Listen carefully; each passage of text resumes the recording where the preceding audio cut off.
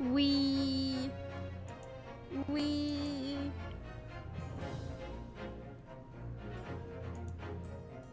This ship sucks. Frick this. Worst cruise ship ever.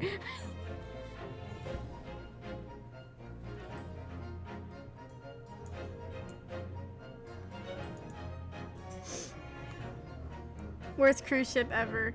Good God.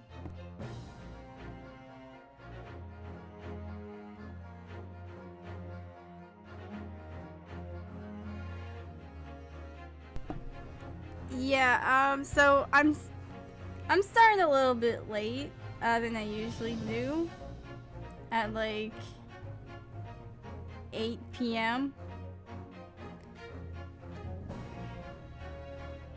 I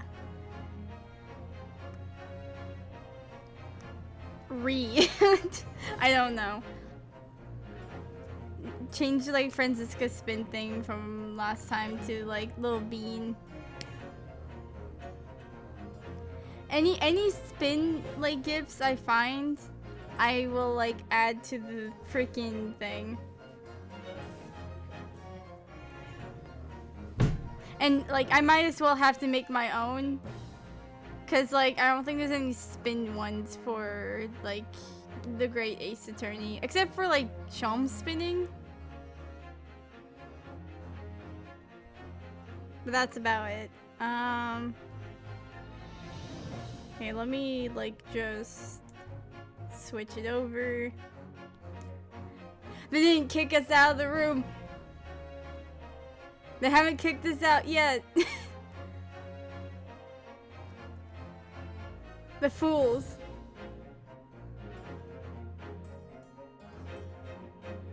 I forgot I had Soroba like gif here.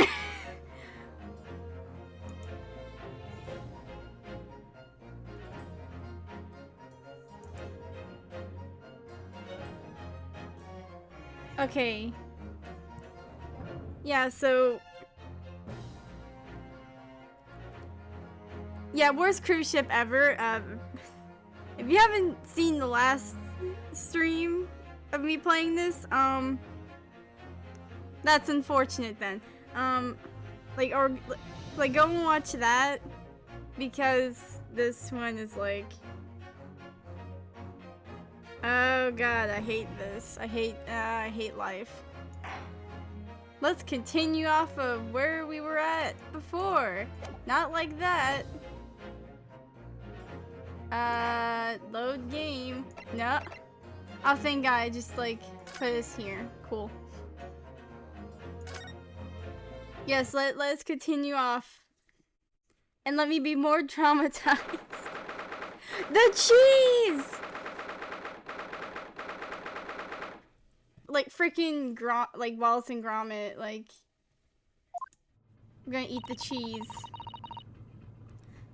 Oh yeah, last time we got freaking we literally just got thrown out by Biff Stroganoff, the punk, the absolute punk. Okay, all right. I wish we hadn't been thrown out like that. I'd wish we managed to find some clue as to what that speckled band might be. We didn't manage to investigate at all. And I imagine that we won't be able to for a while longer. We'll never get past that sailor guarding the door. He's clearly glaring at us, as if to say, don't even think about it. Oh, wait a minute. What is it? Well, what happened to our great detective friend? Where did he go? Oh yes, he's completely disappeared. What? When did he do that? He slipped away as quietly as the wind, but not before ensuring these were securely back on my wrists. The punk. No, actually, don't move. I want to examine the room. The cheese. I really wish we'd had a chance to look around Miss Pavlova's cabin. Please, sir. What? Why you look like that? You want something? Maybe you want me to throw you out again, Oh, no, definitely not that. Next time I have to throw you out, I show you where lobsters spend winter. Understand? I understand. Jeez. Maybe I should steer clear of him until he's forgotten my face. I don't think he'll ever forget your face, Naruhodo-san. True. Nothing over here? Yo, if I just make a break for it right now, is it gonna have the same dialogue? That door leads to the second class area. It's locked. I can't open it. No, well, that stands for to reason. No one wants to let the murderer escape. Gosh, she gave me a very stern look when she said that.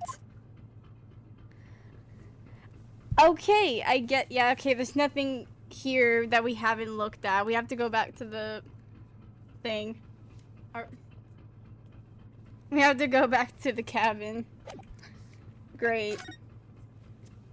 I always love reading, like, what Susato, like, says, like, we shall never be able to enter the other cabin with Seaman Stroganov in the way. A cabiness spear, famed Russian ballerina Nikolina Pavlova is hiding out in here. She's on the run from her homeland. The passageway adjoining the first-class cabins is first class as well, it seems. We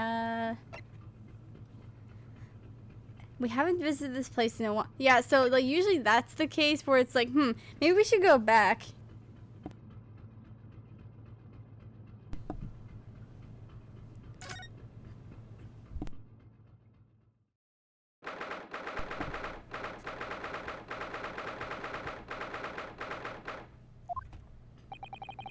It looks like they're still investigating in here. Yes, on that subject, I wonder if Inspector Hasanaga is unscathed. What do you mean, unscathed? Surely you haven't forgotten, have you, Naruhodo-san? Don't you remember what he said about allowing you out of this cabin to investigate? He was going to talk to the captain about it. He said he'd lay his life on the line for you. Oh, no. Inspector Hasanaga, please don't. Please be okay. Oh, yes, but I'm sure he was exaggerating. Let's see what he has to say for himself. He might have some new information for us. You never know.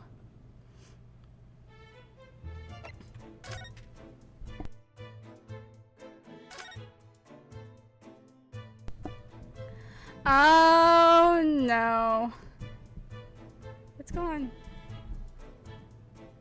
Wait, hold on, I'm talking to this guy first. You, where did you go? Oh, sorry, I just went to the next door cabin to investigate. Why? Who gave you permission for this? Well, Seaman Hasanaga did. That's new Japanese, was it? Later, I will roll him into a ball and throw him in cold room. In cold room? Oh my god. He's gone back to guarding the door. I hope Inspector Hasanaga doesn't find himself in too much trouble on our account. He's really gone out of his way to help us, hasn't he? When we get back to Japan, we'll have to take him for a steak at La Carnival. That could be a very long time from now, Naruhodo-san. Okay. No, Hasanaga, I see his face. No! Ah, you're back. No! He's like being up. Inspector, what happened to you? Your face is... Please, don't worry about it. They're just scratches. The frick you mean? They're just scratches, bro?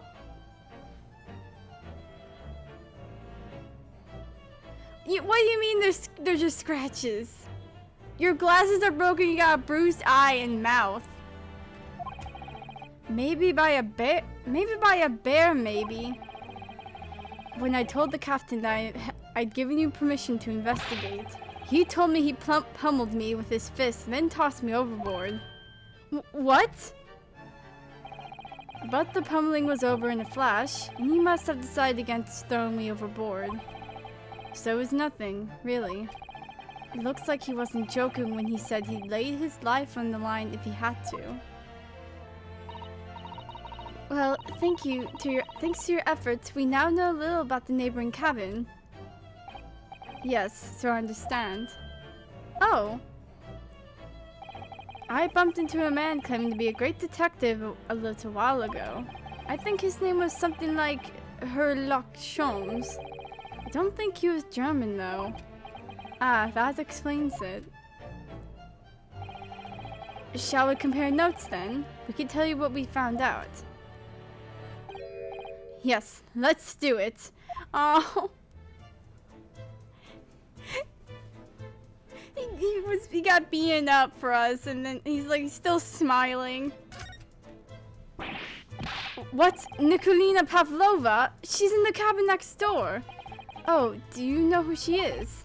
Please, what self-respecting ballet fan would know of that graceful angel? Oh, calm down, calm down. Oops, I think I upset him there. Well, that tells us the neighboring cabin is unrelated to the case at least. Oh? How? Because angels don't go around committing crimes, do they? Oops, now I've definitely upset him. Inspector, has your investigation here proved fruitful? If I'm honest, there's very little more I can do. Our duty is to make sure the scene isn't disturbed, ready to hand over to the Hong Kong police. So I'm just keeping watch here, trying not to take my eyes off the job. Oh, I see. There is one thing. I do have a small piece of new information for you. Oh, what? Yes, do tell us, Inspector, please!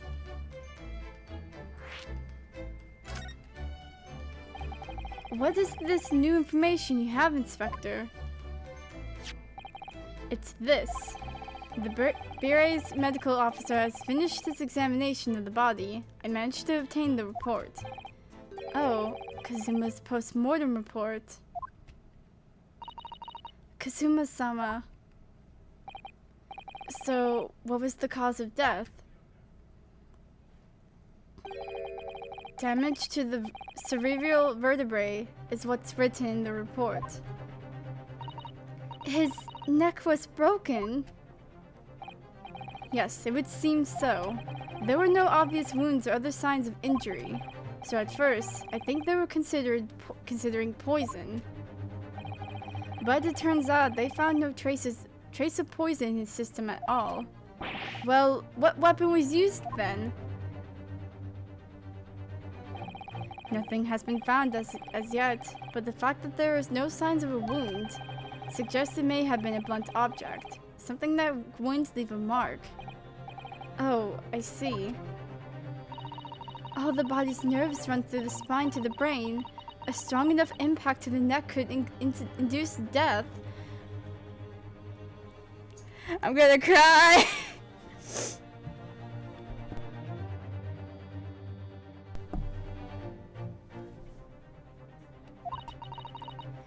It is a possibility. No obvious wound will be left.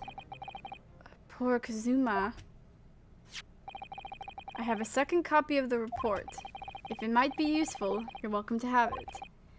Really? Are you sure? Yes, it's fine. I trust you. Oh! After all, if I didn't trust you, I'd never have agreed to you leaving this cabin in the first place, would I?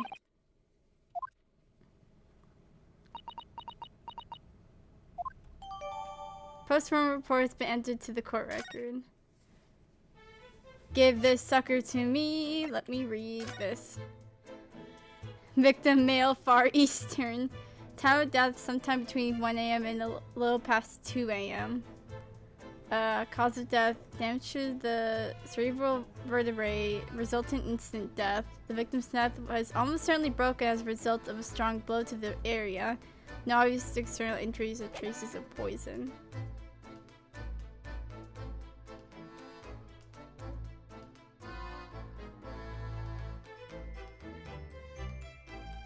Oh my god, almost like what happened to freaking Mia.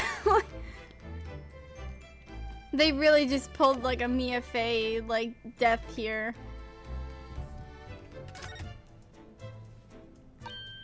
Oh, Mr. Sholmes was here, was he? Yes. He seemed to be enjoying himself a little too much as he crept about on the floor investigating. But then he suddenly left. I suppose he must have become bored. Did he say anything at all? Actually, now you mention it, yes, just one thing, but he practically shouted it. It's shoe polish, was all he said. Shoe polish? I wonder what he meant. Like, great Scott, it's shoe polish! It just, like, bolts off.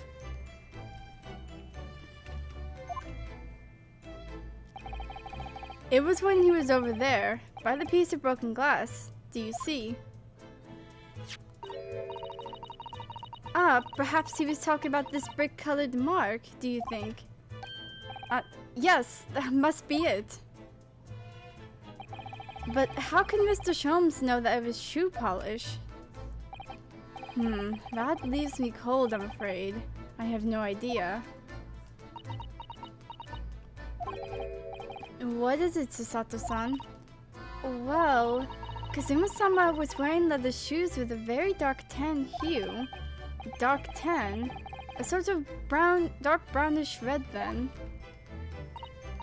Yes, a little like the color of red wine, but darker. I often repaired them for him. Oh, does this mean that this mark was made by the polish on Kazuma's shoes as they scuffed on the floor?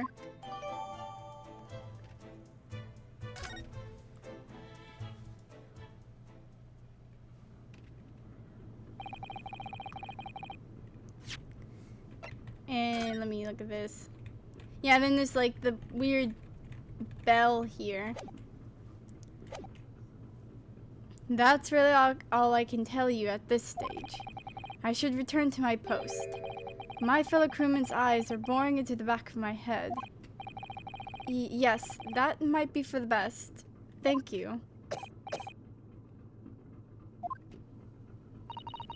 Poor Inspector, you look exhausted. Oh, no, well... I feel terrible that I failed to protect Asogi-san. He was my responsibility. Of course, my pain is nothing compared to yours. You were his friends. The truth is, I seem to have had a very heavy head ever since I woke up this morning.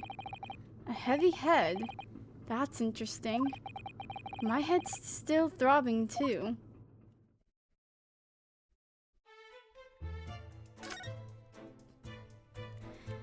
Okay. Oh.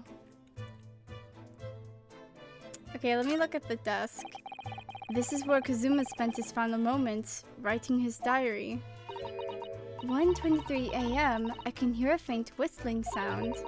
1:35 a.m., what looks like some sort of speckled band is dangling from the ventilator grill. Looking at his writing here on this page, it's almost impossible to believe that he's gone. Kazuma-sama left us a valuable clue in these words, I'm sure of it. We have to solve this mystery, Naruhodo-san. We will. So it's clear that these letters were written with the ink that was somehow spilt on the floor. And they spelled the Russian word for wardrobe. It does seem to be an unambiguous pointer to you, Naruhodo-san, as you were sleeping in there. But to be truly ambiguous, it should have been just spelled out my name, don't you think? Well, either way, one fact remains. It's hard to imagine that Kazuma-sama would have written his last words, or word, in Russian, which begs the question of who did write it.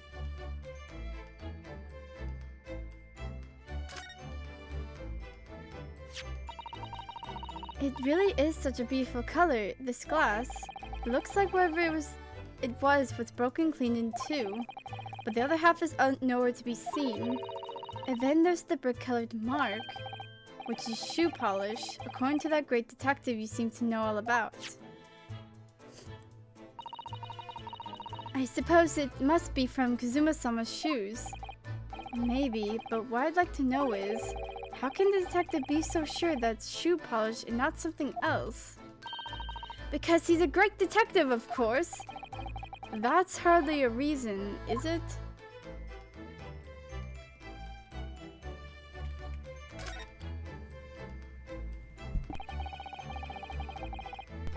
All the books provided for passengers occupying this cabin neatly arranged on the shelf. They were all over the place when we first looked around, if you remember. Oh yes, and you tidied them up, didn't you? You have to look after the ship's property. Unruly behavior in the cabins leads to damage. But it really wasn't me who knocked them over. Well, anyway, I feel much better now that they're neatly lined up. I can't relax when things are untidy.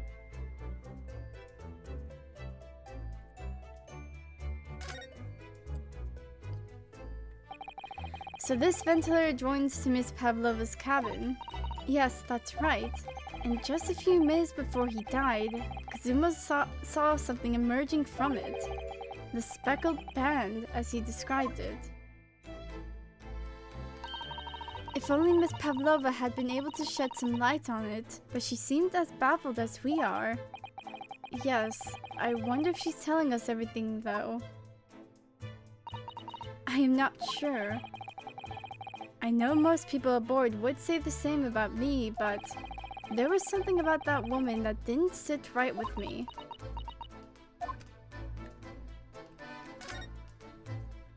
Anything around here that I need to look at? That's just... These are the rules of passage for travel aboard the SS Bira. Passengers must not keep weapons or other dangerous objects in their cabins. Pets are also strictly forbidden. So by bringing her pets on board, Miss Pavlova has broken the rules. She called it her friend, didn't she? Yes, although we don't know what form this friend takes as yet. I'm almost certain that whatever it is, it's inside the traveling case in her cabin. A friend. There's more to this than it really seems, I think. Okay, well, there's nothing else to look at around here.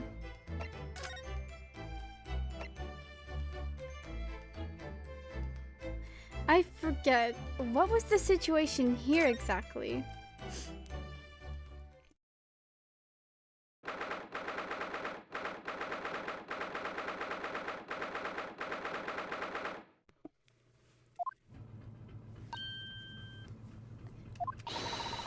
Look, Naruhodo-san! Seaman Stroganoff has gone! Strong enough? The burly Russian sailor who's always crossing his arms and glaring at us. All these Russian names are impossible to remember.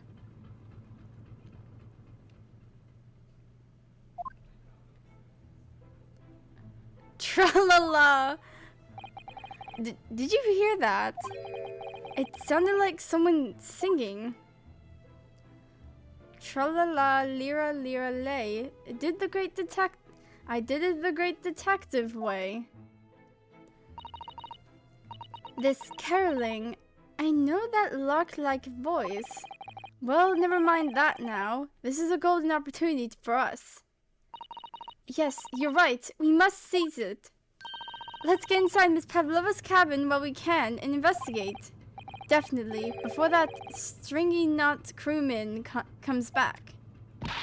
It's Stroganoff, not Stringy Knot. Now I want to see what that's... Who the heck was singing? Oi.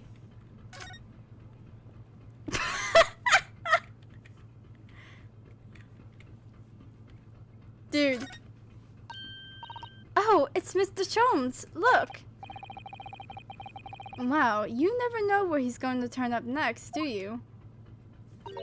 He seems to be stealing a look at something he's singing as he sings to himself.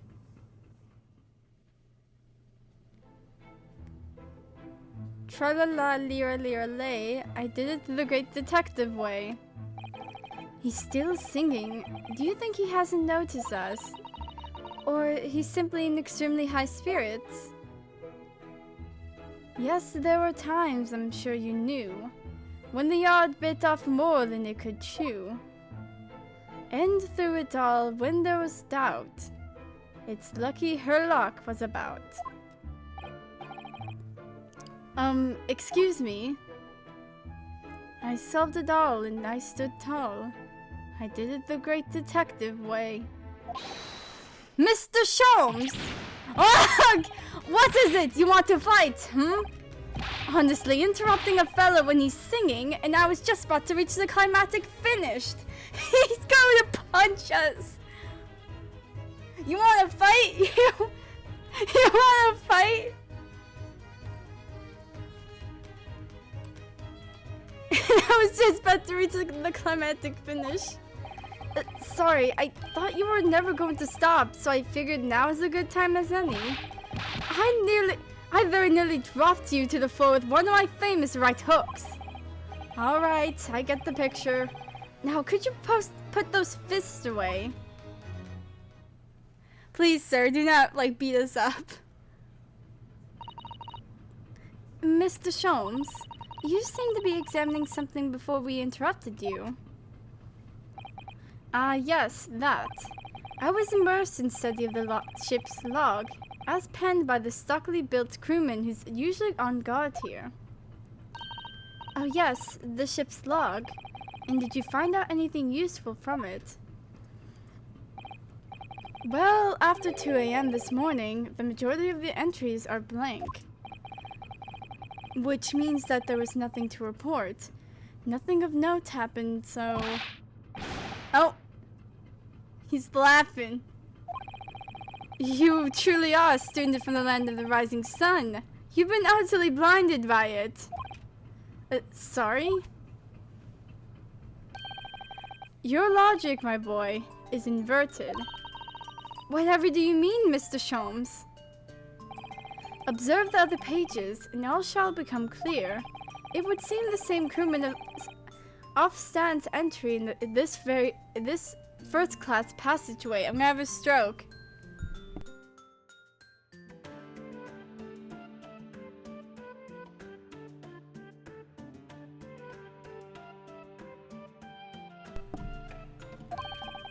And he has an almost religious practice of recording nothing to report every half hour.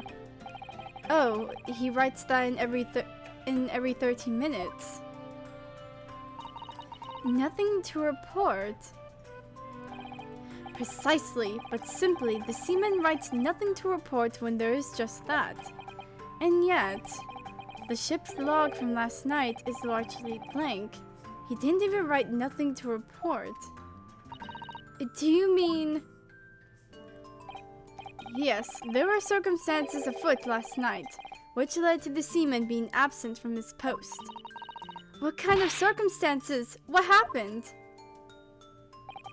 That remains a mystery for now, but we can be sure something significant took place. So significant that it caused the seaman to forget his regular habit of scribing nothing to report in the log. These are important details. I would stake my life on it. You must log the ship's log in your mental file. In my mental file.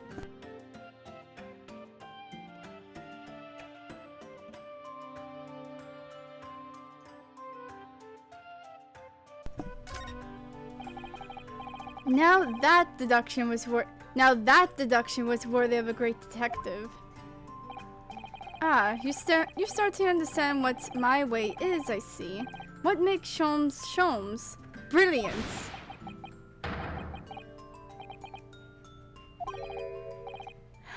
Ouch! Oh! What is it? Are you hurt? Oh, don't worry yourself. I seem to be afflicted with a throbbing head this morning. For some reason, nothing more.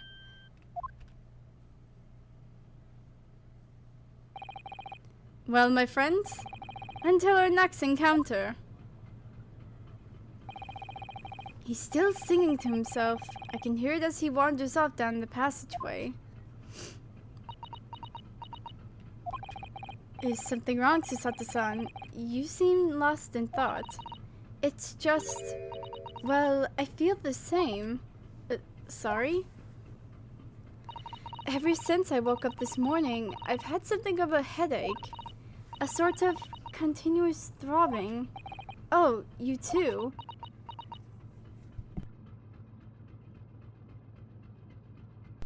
Well, that's weird. Almost everyone on this ship is just like... oh. I'm just gonna look through here like real quick. Ah, frick. Put that back up.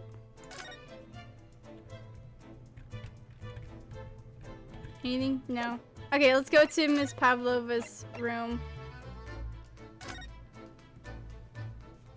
Let's investigate.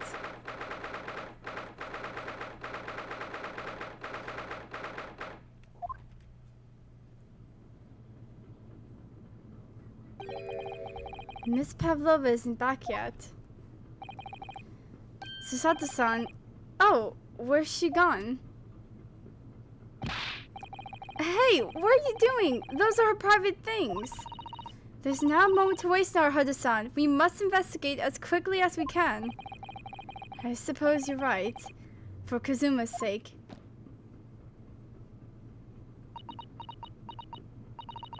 Not just for Kazuma-sama. What do you mean? It can't be long now until we arrive at port in Hong Kong. I don't want you to be in those handcuffs when we get there. Really? We must solve this case now, Naruhodo-san. By ourselves if we have to. Yes, we will. Actually, hold on. Let me save here.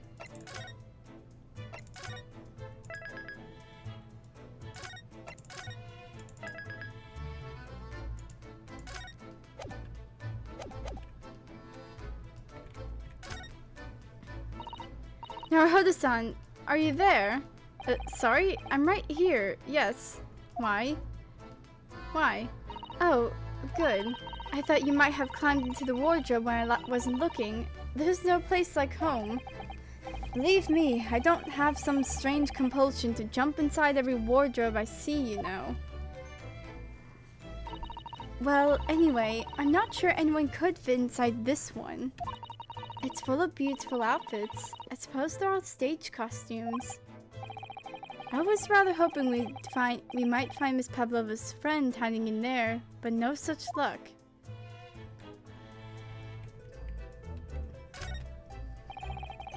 There's one of these next to the bed in Kazuma's cabin too. Yes, it's a bell cord. I can't resist. She barely hesitated there, and she gave it a good tug too.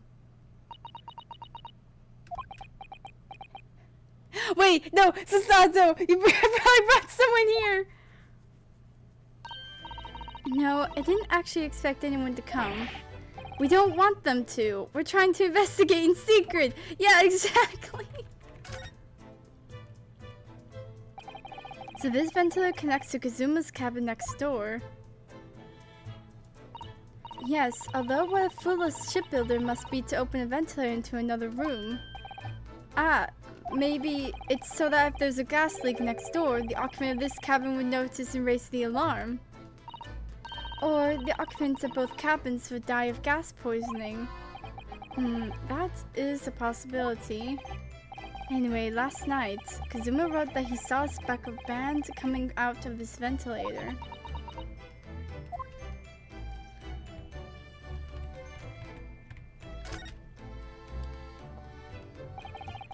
This cabin door has the same simple sort of bolted latch that our cabin door has. If the bolt's drawn across, there's no way anybody could enter the cabin from outside. Yes, it's not a particularly heavy-duty bolt, is it? But still, it wouldn't slide across it of its own accord, would it? No, and the door's made of metal, so there's no chance of trickery using magnets to unbolt it from the outside. And it seals up perfectly, too, to stop any seawater coming in. So you couldn't use the method you told me of passing a thread through a crack around the closed door, either. I seem to know a lot of tricks for opening doors. I'm starting to see why they suspect me.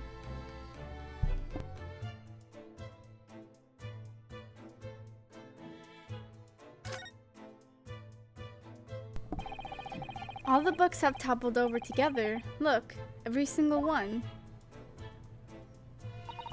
Do you think that's a god of the sea, perhaps? He's toppled too, though. It's exactly the same as the bookcase next door, in Kazuma's cabin. Perhaps Miss Pavlova was practicing a difficult ballet pose that fell against the bookcase. I don't know. Would she really be practicing ballet on the same night she ran away from her ballet company? Alright then. It must have been you. You lost your temper and knocked them all over in a fit of rage. Not everything bad that happens on the ship is because of me, you know. Well, anyway, I'll set them all straight again here too. I don't like seeing things in disarray.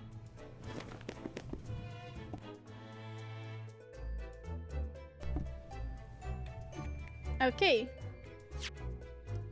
Okay, let me look at this.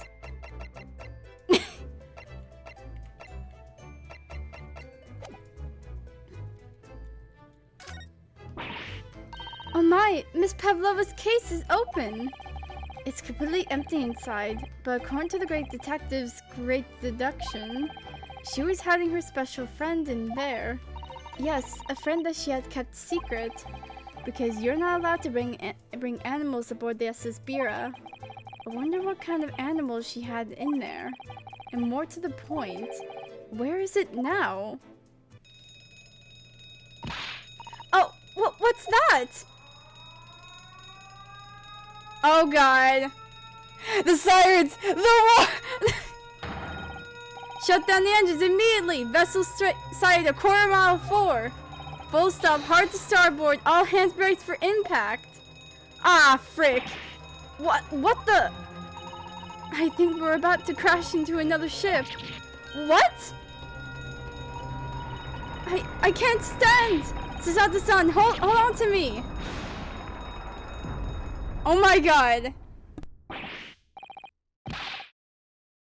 Susato-san, are you alright? Are you injured at all? I think I'm fine. Thank you, Naruhodo-san. Oh god. It looks like we avoided a collision. I think... Yes, the ship has come to a stop. Oh my goodness, what about you, Naruhodo-san? Are you hurt? No, I'm fine.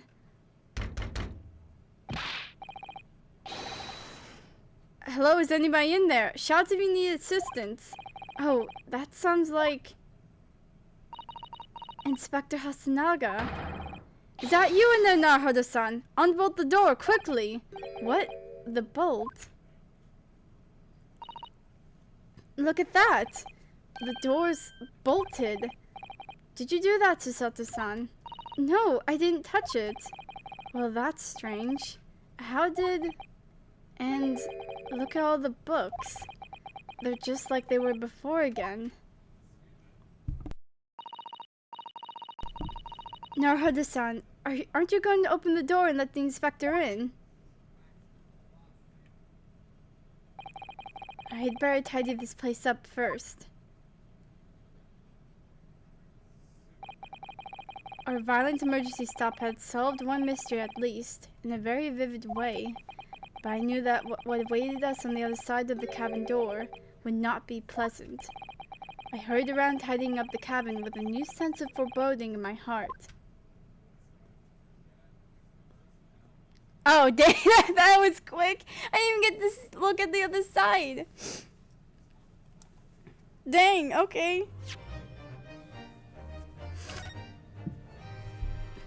I'm just gonna save up here.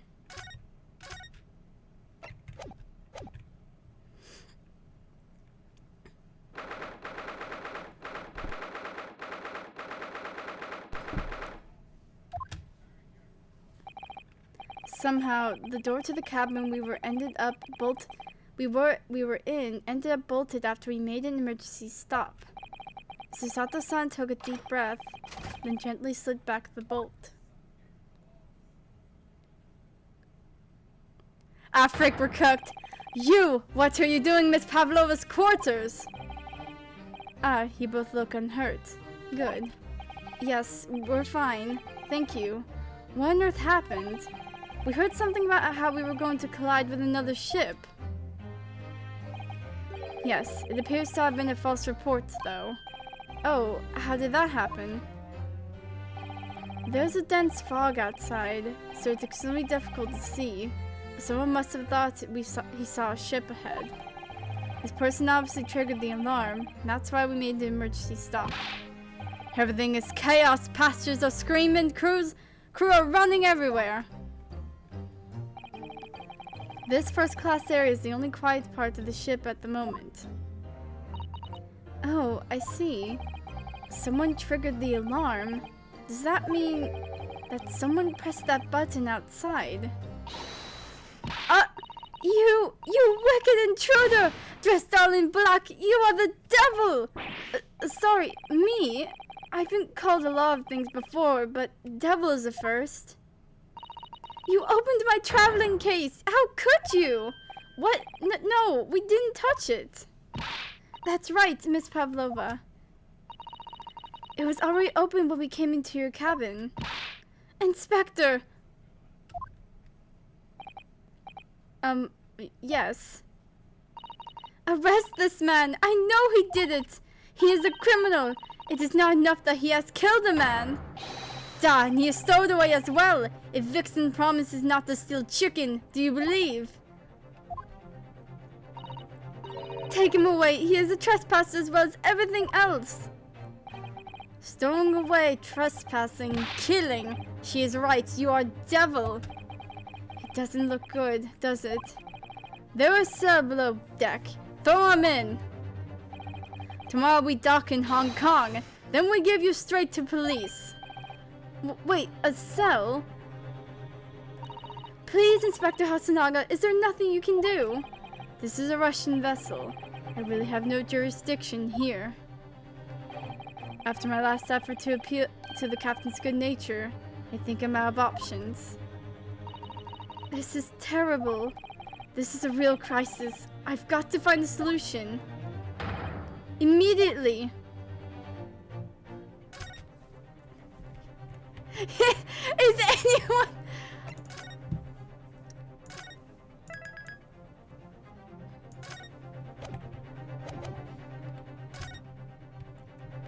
I'm not gonna look at... You've got yourself into a difficult situation here. By entering this cabin uninvited, I mean. Sorry, I was just so desperate to find a clue. I'm afraid there's really nothing more I can do to help you. If I push my luck any further, a punch to the face will be the least of my worries. I'm really sorry. I have to take responsibility for giving you the freedom to investigate Miss Pavlova's cabin. Now this has happened. I'll have to report to the captain at once.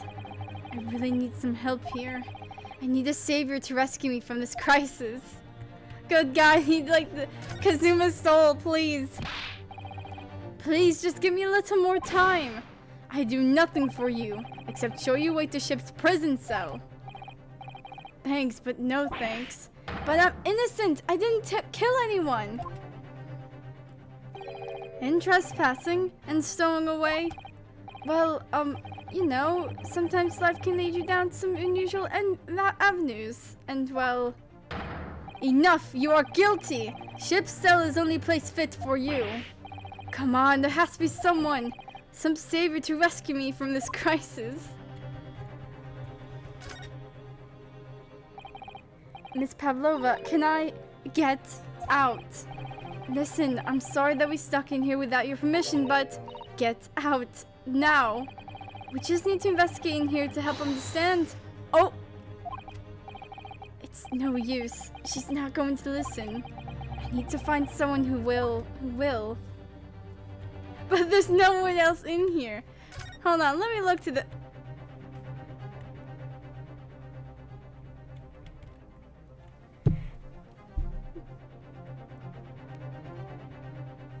Get arrested for like killing my best friend, and this guy's my hope.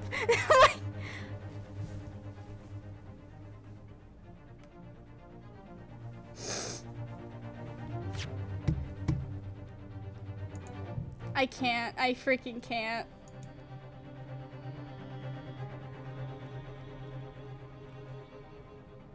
What's going on? I just got a notification. Oh, okay. Never mind.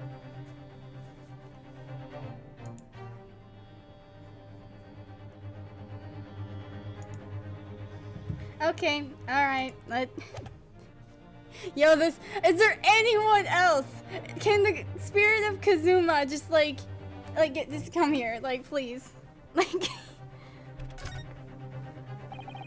oh, what are you doing up there? Mr. Sholmes! Why he has a tiara?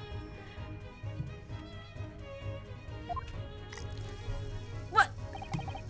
Naturally, I was analyzing what a weight of 20,000 rubles feels like on one's head. Have I not told you that as a detective, it is my business to know what other people do not? This isn't mere tomfoolery, my boy. Oh, no. He's getting a little too silly with it. Well, why were you hanging from that hook before then? Isn't it obvious? To properly assess the weight of the 20,000 rubles, naturally. I wish to determine if it would bend that conceited-looking hook on the wall, so full of brag and bounce. I never know whether to take this man seriously or not. You again, the great detective. Ah, Inspector, I confess I've been looking for you. I have something to report to you most urgently. Well, you might try looking for me somewhere other than the hook on the wall next time. What is to report? Speak! An urgent report from a great detective can mean but one thing. Yes. The case of the curious murder that took place last night, here on this vessel, the steamship Vera, has been solved. By me, naturally. What? Really?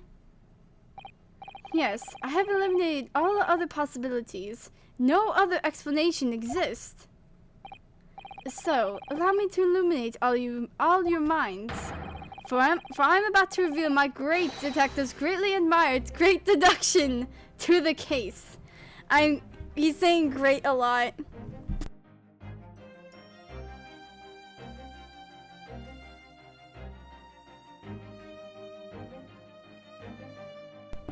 The music in this game is amazing. Enlighten us, Sholmes.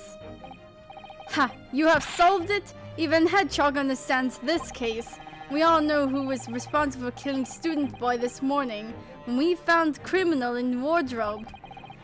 It is this stowaway, and he has handcuffs to prove it.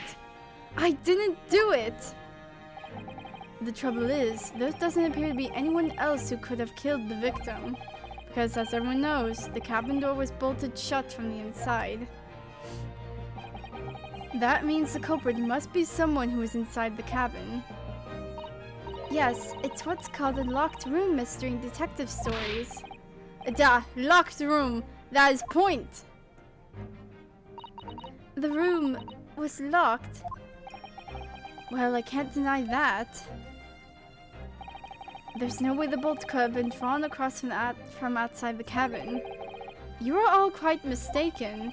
The cabin next door is not a so-called locked room at all. What? Oh yes, there's another entrance.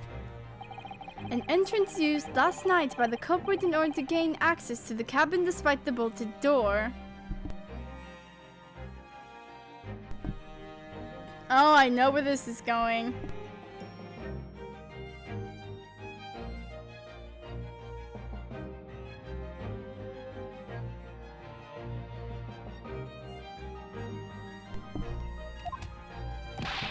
What other entrance? We never discovered one. Why, it gapes open mouthed at you even as we speak. The ventilator, man. The ventilator? Oh, he's laughing. You think this is funny? I cannot even put my arm through that hole. That's because your arms are as thick as tree trunks. You're suggesting that the culprit entered and left the victim's cabin through that tiny opening. It's not possible. Ah, but it is. And last night, the victim even witnessed the intruder in the act of passing through the ventilator. Mr. Sholmes, do you mean...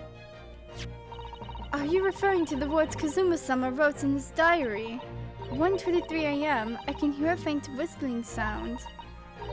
1:35 a.m., it looks like some sort of speckled band is dangling from the ventilator grill.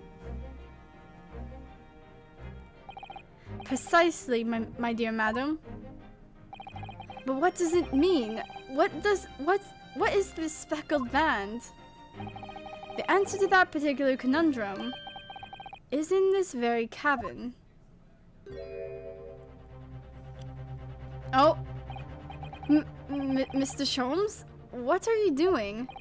There is a distinct element of danger, but fear not, I am ready. What I'm about to expose for you all to see will shock you to your cores. Behold! Kiag! What the? Oh!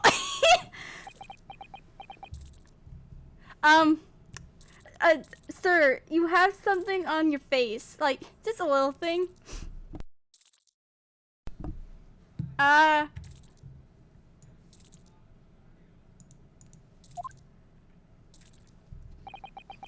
me to introduce you all to the band, the Speckled Band. A snake! Indubitably. Why the frick is there a snake? Simple snake.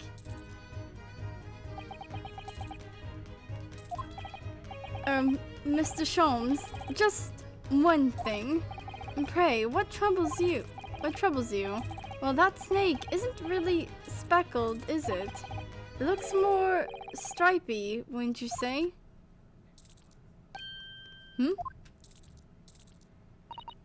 Yes, you're right. I think in this case, you'd have to call it the striped band, wouldn't you?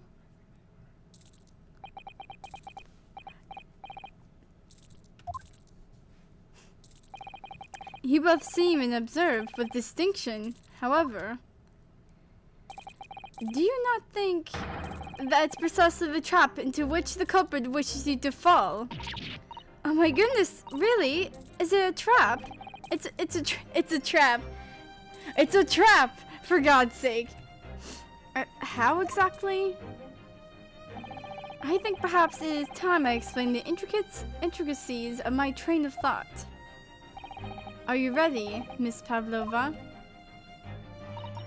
I'm sorry for the young man who died, but that is all. His death has nothing to do with me. This whole thing has nothing to do with me. There are two conclusions I've drawn from the facts. Number one, last night, your friend infiltrated the victim's cabin. And number two, that same friend was responsible for the victim's losing his life. No. She's turned as white as a bowl of rice again. Sholmes must be right. He's hit the nail on the head. This young woman's friend killed Mr. Osogi. Oh! Really? I can't hear you, man. It looks like he can't speak with the snake coiled around his head. I would advise as little movement as possible, Seaman. You wouldn't want the fangs of that long friend in your neck. So everyone, let us begin. Herlock Sholmes is proud to present his Logic and Reasoning Spectacular. We at this again. The Great Deduction. The game is freaky afoot. Topic 1. Intruder's Identity. Miss Pavlova, moments ago you claimed the following. His death is nothing to do with me. This whole thing is nothing to do with me. Yet you cannot deceive yourself. Yes, when you recall those horrid events, your aching heart smarts with pain. And it is that very pain that evidence your inextricable link to the victim's death. Oh my god, I'm gonna have a stroke. So we ask, what was the nature of this intruder that stole into the victim's cabin on that pretentious night? Why, naturally, it is the friend with which you boarded this vessel, was it not? Ah, as I suspected, another telltale glance.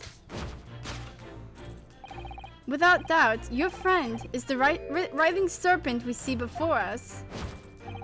And yet, that fact leaves us in a quandary. The victim's written observation on the night in question, tale of a speckled band. The snake is freaking ticked off. Whereas, regrettably, this specimen's markings do not fit that description in any way. What explanation can we then give, pray? What was this sight that fell upon the victim's eyes last night? No, don't look at me! This has nothing to do with any of this!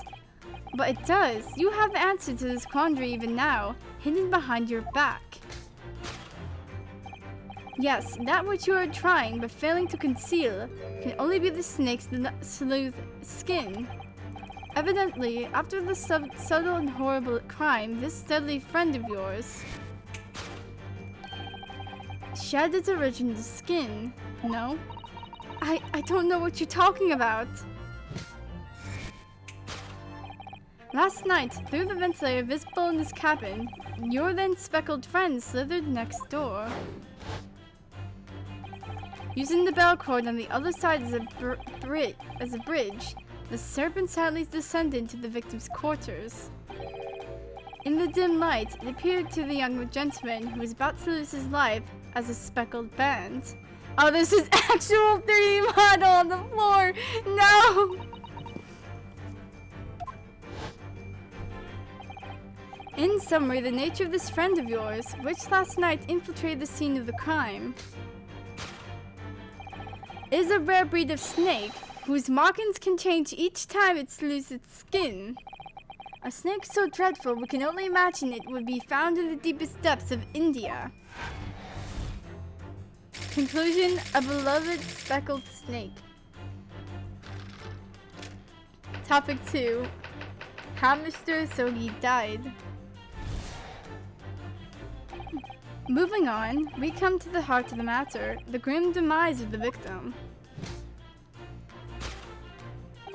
How did this young man lose his life, and why?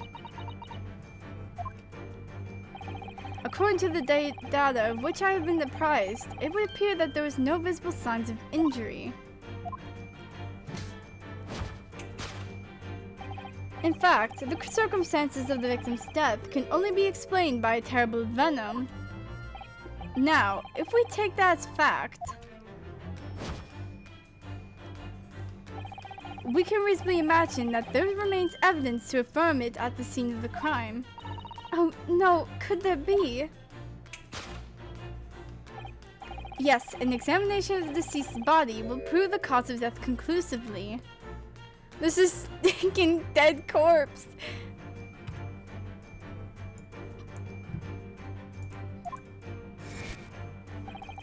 The almost but not quite impenetrable puncture wound left by the venomous fangs will seal the truth.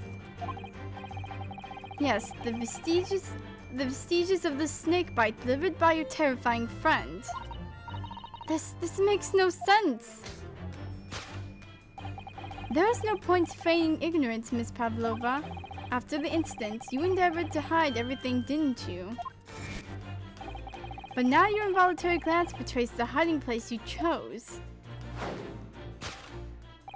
That's right, you hid the evidence that links you to the victim's death in that traveling case. When we first met in this cabin, it came to my attention that your case moved periodically. Your serpent assassin was relentless and restless inside, no doubt. You don't... It is telling that the victim made note of a low whistling sound that he heard minutes before his end. That was your signal, was it not? The sound you had used to train your serpent friend. To train? Indeed, you put the serpent through this ventilator and wait. After a period, you summoned it back with a whistle. You couldn't know if the victim had done its duty, so you would listen for signs of life next door. If the victim appeared not to have been dispatched, you released the snake once more. Do you deny the snake has undergone such training? It's not true! Having slipped it through the ventilator and down the bell cord, the creature need only to sink its fangs in once. And its venom would course through the victim's veins, ending his existence forever. That is the true nature of the speckled band that took the poor young man's life. There can be no doubt, my logic is infallible. Conclusion, death by a venomous snake's bite. Thus concludes Herlock Sholmes' great deduction of the speckled band.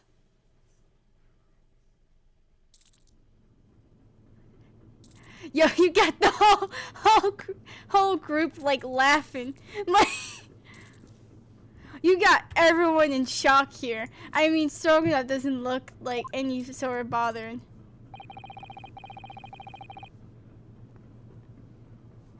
Miss Pavlova has trained her pet snake as a killing machine. There on the floor, you will observe a saucer of milk. The promise of food is the key of training by any creature. Incredible! You've solved the mystery!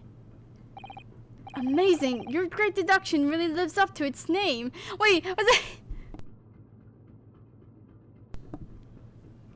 Bruno, please. I see why Herlock Sholmes has become such a household name. My dear man, it was nothing remarkable. As the Russians say, I could have done it with one left hand.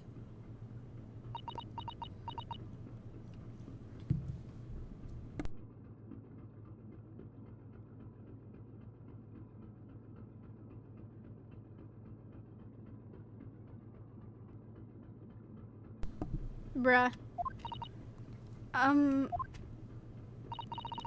Could I venture on an opinion, Mr. Sholmes? But of course, what's on your mind? It's just about your deductions before. Some things don't quite make sense to me. I welcome questions as to my method, and will answer both loudly and proudly.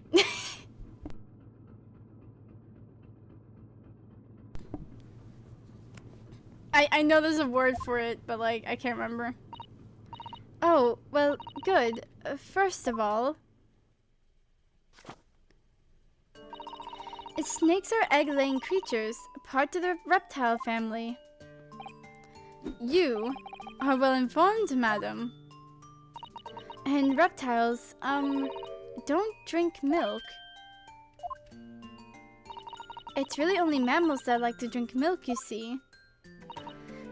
So, I'm not sure it would be possible to train the snake using milk as a reward. No matter. No doubt Miss Pavlova has used some other treat to encourage her pet to do her bidding. Milk was merely an example. The logic holds. Well, there is something else. Snakes have no ears. Yes, so I'm not sure it would really be possible to signal to a snake by whistling. But madam, what are the tales of Arabia? Have you not heard of the snakes that dance to the sounds of a flute? I think perhaps the performers play the music in the time with the snake's natural movements. Oh, I see.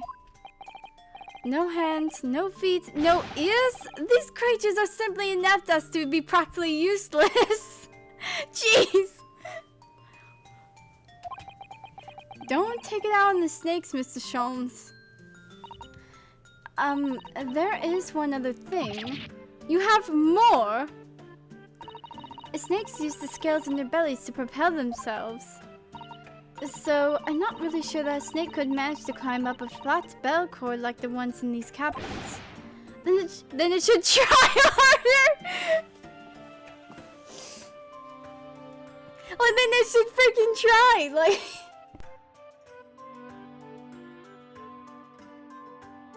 Sholmes is the type of person to just be like, my god, like, pandas just eat bamboo. They should just freaking try harder to, like, eat something else. Like...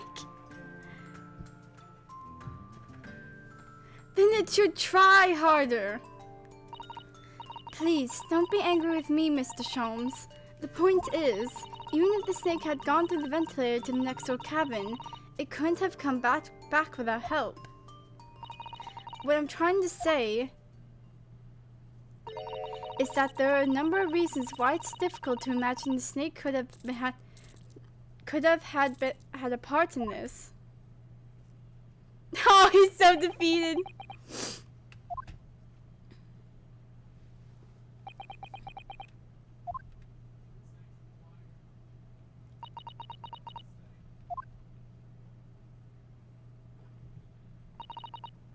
I think we need to step in and help again, Miss Naruhodo. Oh no, you don't mean... Yes, we need to modify Mr. Sholmes' latest deductions and turn them into the great ones they ought to be. I had a feeling that was coming.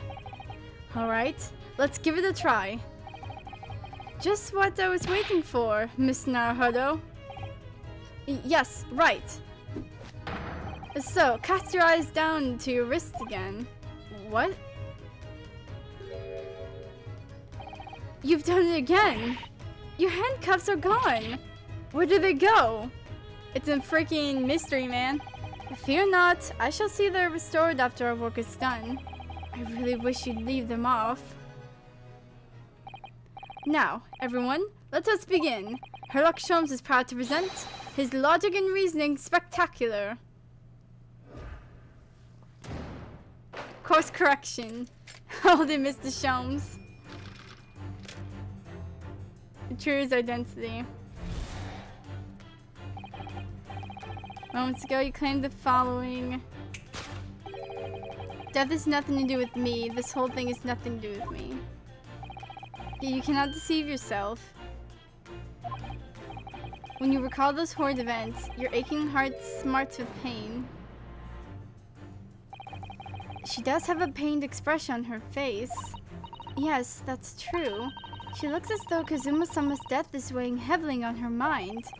But you're not sure Mr. Sholmes has read her quite correctly, is that it? Could there be some other way to interpret her expression then?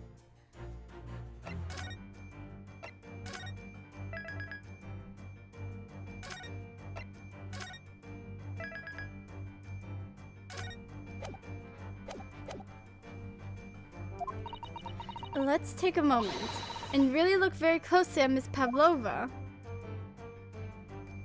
Aching heart.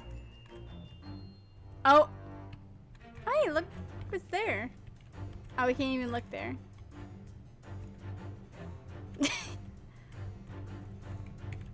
I see this. I do see the scratch mark. It's just like, where did everyone else go?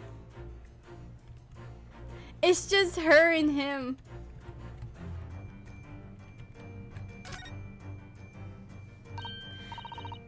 Naruto-san, look! That looks like a very painful wound. It looks like a scratch made by some kind of small animal. And fairly recently, too. Well, whoever scratched her doesn't appear to be around here. Yes!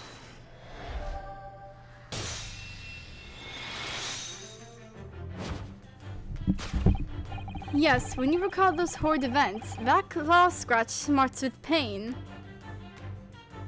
Why is that with my microphone? What the fudge? Hold on.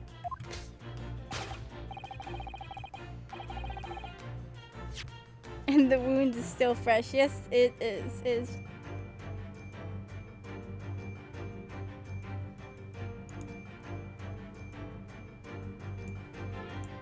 Meh.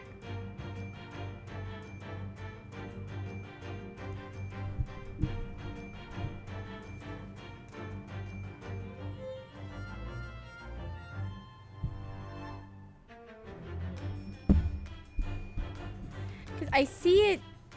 I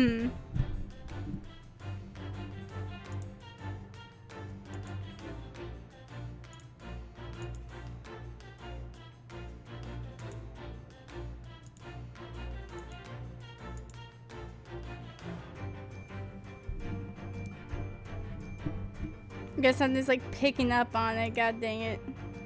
Whatever.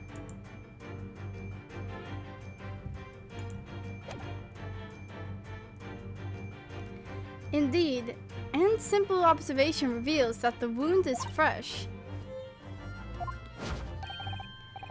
Miss Pavlova, did you in fact receive that scratch? Sometime last night.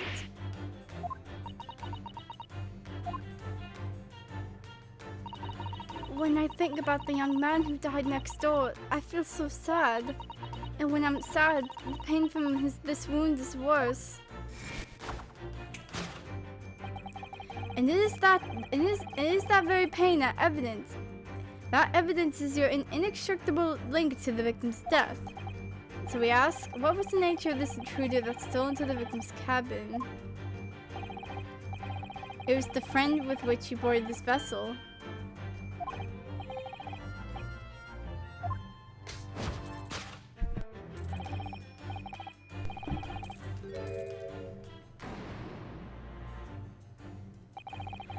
It seems likely that the scratch mark on the back of Miss Pavlova's hand was made by this friend of hers, doesn't it? Except, snakes don't have claws, do they? No, they don't. They don't even have hands or feet on which claws might grow. Well then, if that snake isn't her pet, what is? What's the true identity of this friend of hers? We should follow her gaze now, Naruto-san. That's where we'll find the answer.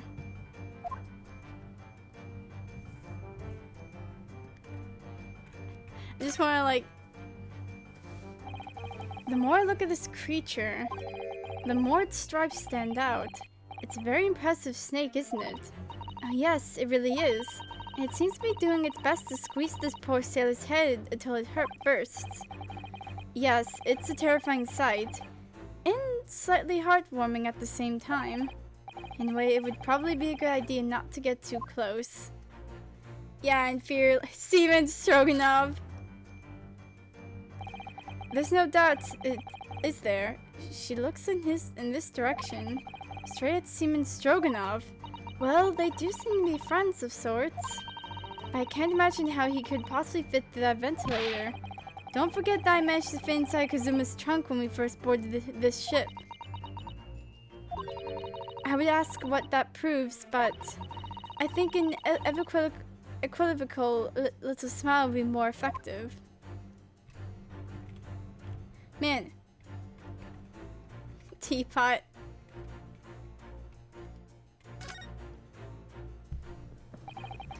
I have a feeling that it was this teapot that Miss Pavlova eyes flickered over to before. You think this is the friend she's been talking about? Well, we're all different, aren't we? Whatever we might say about it, if that's the way she feels. I don't think I'll say anything about it then. You and the teapot can discuss it instead. Wait, that's not what I meant.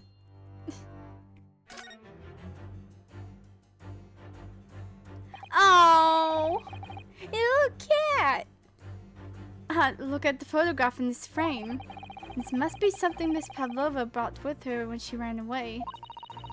She's exceptionally beautiful, isn't she? Yes, that's true. But personally, it's the little black creature she's holding that's caught my eye. Maybe we better take a closer look at this.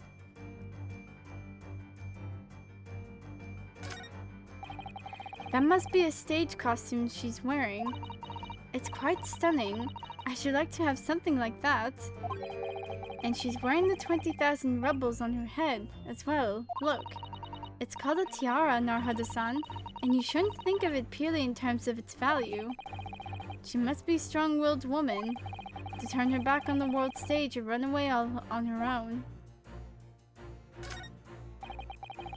Look at the little cat Miss Pavlova is cuddling here. Oh, what a cute little kitten! It could vie with you, wouldn't it, couldn't it, Narhada-san, for the blackest outfit? A black kitten. And from the looks of this picture, at least, Miss Pavlova seems very attached to it. Oh, little kitty. Yes! It's a kitty! Little baby. Without doubt, your friend is the little kitten we see before us. Yes, the scratch on the back of your hand makes that abundantly clear. Oh no. The whereabouts of this black kitten isn't clear, but what is clear is that you brought the animal with you when you ran away, didn't you?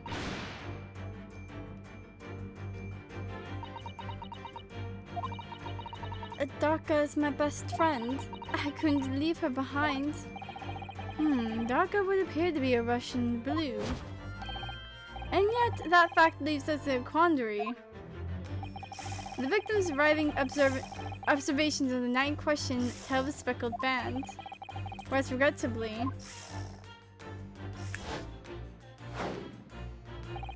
this specimen's markings do not fit that description in any way. What explanation can we then give, pray? What is this sight that fell upon the victim's eyes last night? Don't look at me, there's nothing to do with any of this. Okay. That which you are trying, but failing to conceal, can only the sake slothing skin. Did you see that?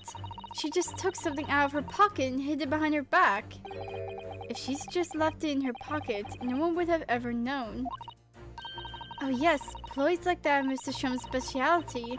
He's ever so cleverly forced her to reveal something. I thought deductions was his specialty. Or maybe making me believe that it was a ploy too. Anyway, I found it hard to believe that that's the skin of a snake. In which case, just what is Miss Pavlova hiding behind her back?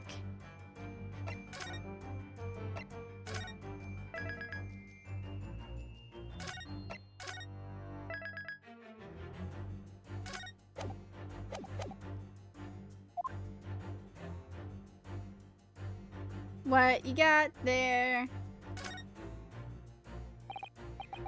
Well, it's speckled, and it's a band, but what is it? It seems to be soft and fluffy, a long piece of cloth of some sort.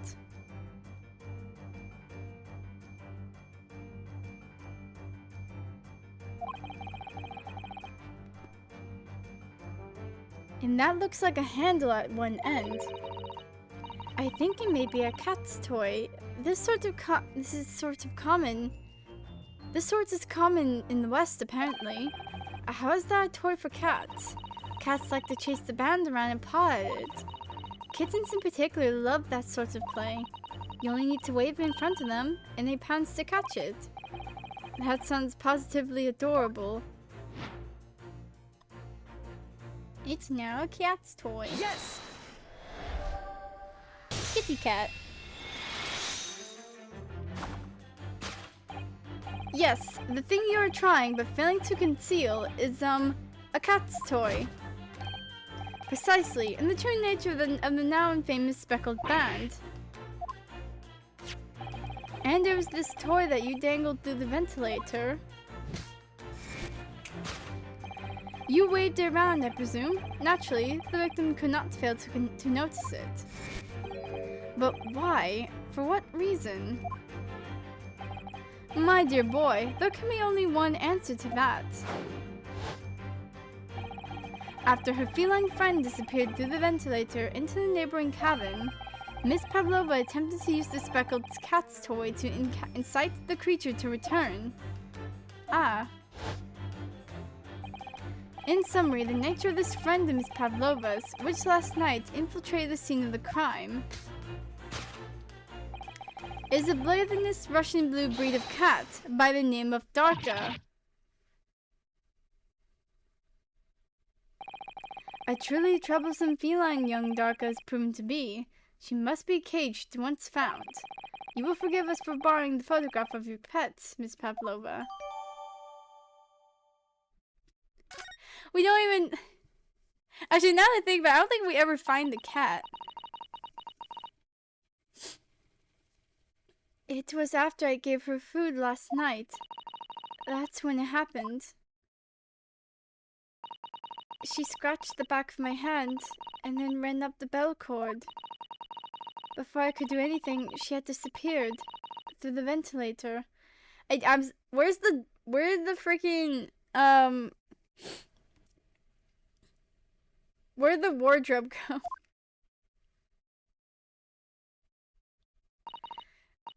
Darka, she's so naughty.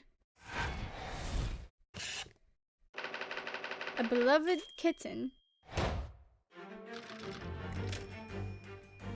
How Mr. Hisoki died.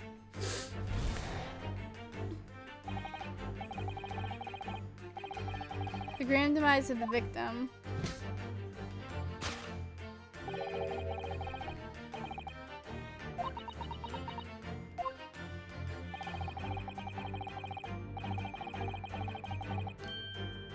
No visible signs of injury.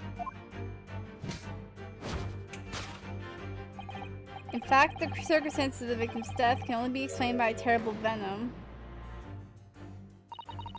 What Mr. Shone says is true. There are no signs of a wound anywhere on Kazuma-sama's body. That's right. But Mr. Shone seems to be unaware of one very important detail.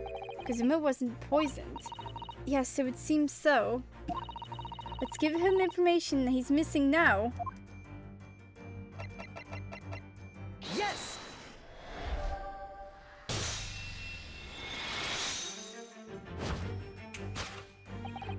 In fact, the circumstances of the victim's death can only be explained by the post-mortem report. Ah yes, I knew it was one or the other. His neck was... Indeed, the breaking of the cerebral vertebrae is fatal. Only that Goliath would be strong enough to survive that. Seaman Stroganoff isn't some immortal freak, you know? Jeez. The jury is out. Anyway, we have on good authority that the victim's neck was broken. Now, if we take that as fact, we can reasonably imagine that there remains evidence to affirm it at the scene of the crime. Oh no, could there be? Yes, an examination of the deceased's body will prove the cause of death conclusively. Kazuma died because his neck was broken. In other words, he was probably struck by something or someone. Yes, that's a distinct possibility. As of yet, no weapon has been found though. Presumably Darka didn't silently creep up behind Kazuma and deal him a final blow. Just imagine a cat, just like little tiny kitten, and then it's just like holding a bat. Like, ah yes, that's how he went. I suppose it's possible that he had to fall and hit the ground awkwardly. It could have been a terrible act of misfortune that he broke his neck completely by accident. Oh yes, a bad fall could explain it. It's rather hard to believe of Kazuma-sama though. He wasn't a clumsy man. Well, we need to fix this deduction somehow. Is there anything from the scene that could explain what happened? Wait, hold on.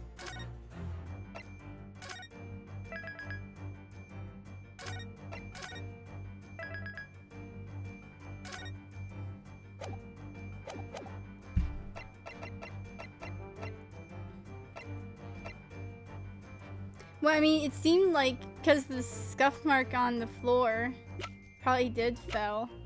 Yes! Yeah.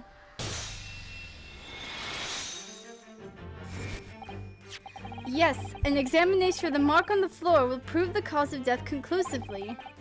This particular mark, so prominently visible next to the victim's body, is a deposit of shoe polish. Is shoe polish? Indeed, positively identified by a little analysis device I constructed, which I carry now as a matter of course. Beeswax, tallow, and dye were my results, the undeniable ingredients of shoe polish. And the color of the polish is a perfect match to the color of Mr. Sogi's laced leather shoes. Looking at this mark, it's not hard to imagine what happened. For some reason, Mr. Sogi must have caught his foot at the point on the floor and tripped. Please, no. And by a dreadful turn of misfortune, caught his neck against some immovable object as he fell to the floor. Suffering a fatal blow to the spine, the victim's vertebrae shattered, and in that instant, he lost his life. Jesus Christ. No! No. I don't know. I don't know anything about this. Is that really true, Miss Pavlova? What about the evidence left at the scene where Mr. Usogi lost his life? Yes, the facts are clear as day to me. You did all you could to conceal the incriminating evidence. But now your involuntary glance betrays the hiding place you choose. That's right. You hid the evidence that links you to the victim's death in that traveling case. I don't believe it.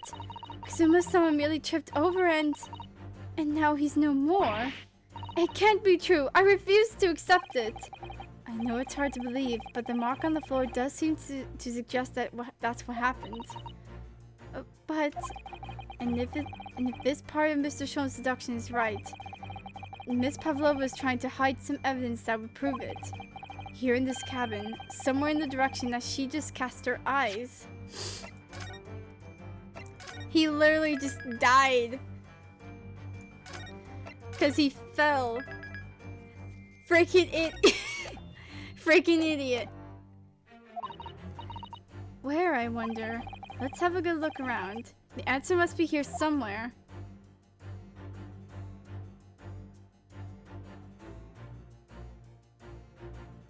Yo, the tiara. Ah, somebody appears to have dropped 20,000 rubles here. It has been dropped in our Hudson. It's been placed. I'm starting to sound like Mr. Shones. Stop trying to sound like the great detective. Yo, what's in the bin? This is a waste paper basket. Perhaps all the first-class cabins have them. But Miss Pavlova only started occupying this cabin late last night. Presumably there's not much rubbish in there yet. Oh, what's that? It's a broken piece of glass, isn't it? Yes, it is. And I feel like I've seen it somewhere before. If it looks familiar, perhaps it's more than you mind simply playing tricks on you. Yo, it's in the basket. Yes!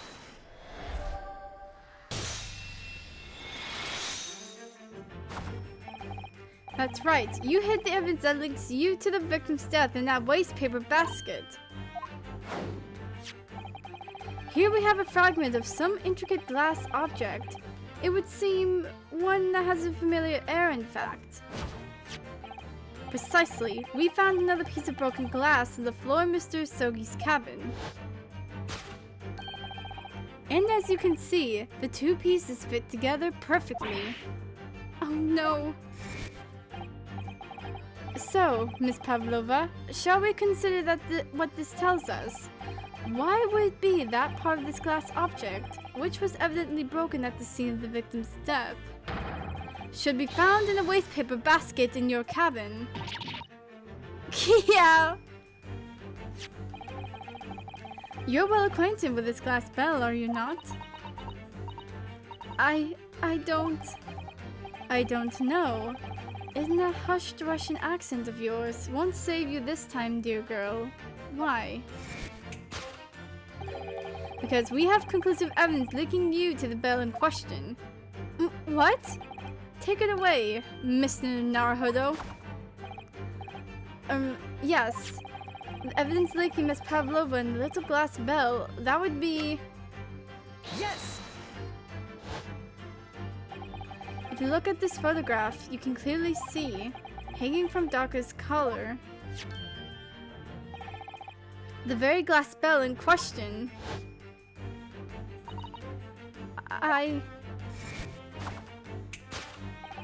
The truth has caught up with you, Miss Pavlova. The young man who's lost his life last night did so after a truly inauspicious fall. And the cause of that fateful stumble?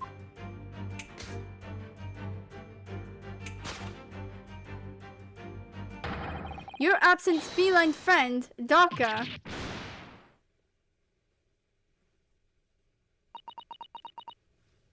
We got him. I couldn't tell anyone.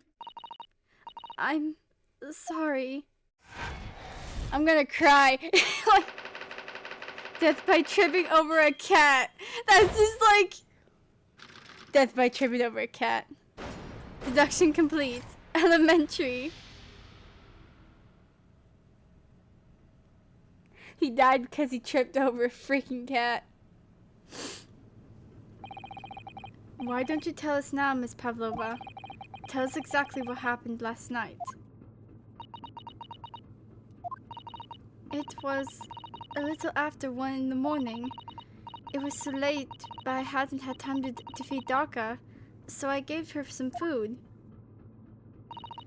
And then, all of a sudden, she scratched me and jumped out of my hands. People do say that cats become very anxious and nervous in new environments. She was so fast, she disappeared through the ventilator before I could stop her. And that is how you acquired the rather nasty wound on the back of your hand, I take it. Yes, and I had read the, rules on the wall. I knew that I was not allowed Daka with me. Yes, modern science suggests that animals can carry infectious diseases. It's a precaution, really. So I listened and listened, trying to hear if there was some noise in the next cabin.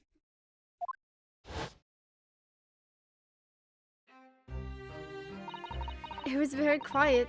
I was sure if someone was there, he must be sleeping. So at that point, you thought it's safe to try to lure the kitten back again.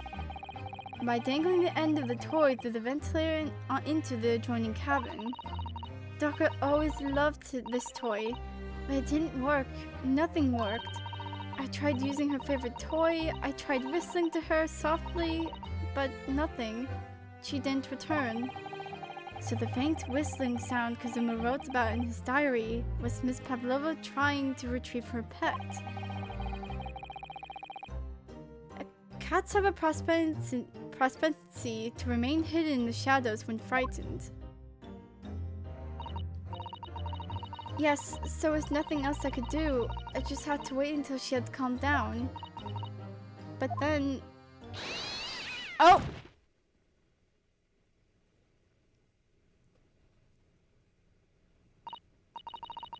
I nearly passed out with shock. I heard her cry out, and then... Oh, it was such a dreadful bang! Then afterwards, nothing. It was totally silent. Kazuma was...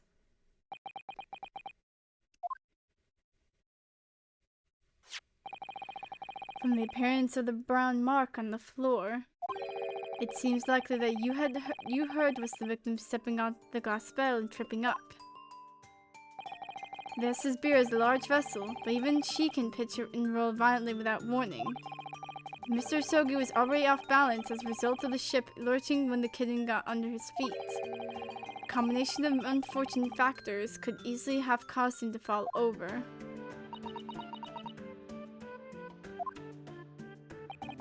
But what became of the kitten afterwards?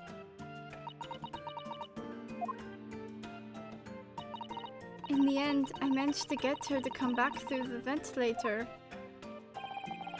Yet Daka is nowhere to be seen. I must have forgotten to lock my case, and now she's disappeared again. Gracious, that cat is as insufferably restless as I am. Well, he knows something about himself at least. When I woke this morning, I heard that young man in the cabin next to mine had died, but I couldn't bring myself to tell anyone what had happened. I was too scared. Scared that they would send me back. Oh, hold on a minute. What about the snake? You're right. Where is it? If the snake isn't your friend, Miss Pavlova, then whose is it? And where did it come from? What on earth is such a dangerous creature doing on board this ship? Look at him! He's petting the snake! Oh, I didn't say. Snake is my friend. His name is Prisco.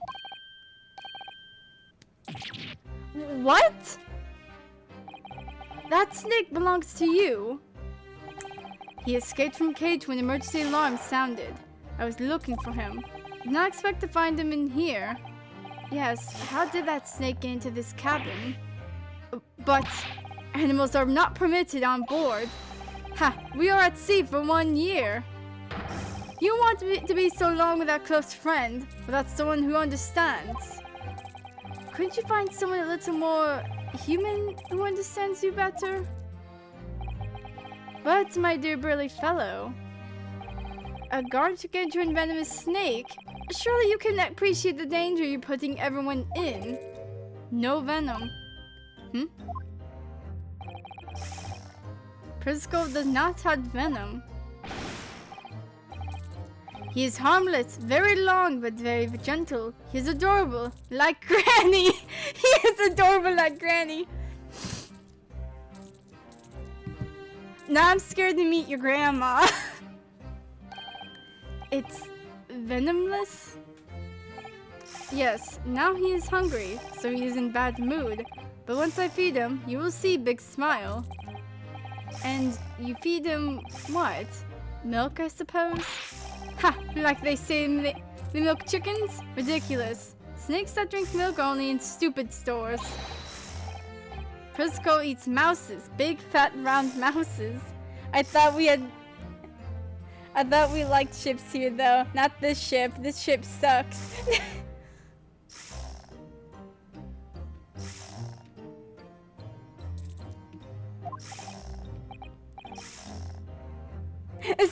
Especially Phoenix and Edgy. See, that ship is fine. This ship, though, this freaking boat we're on, this sucks. This is a bad ship.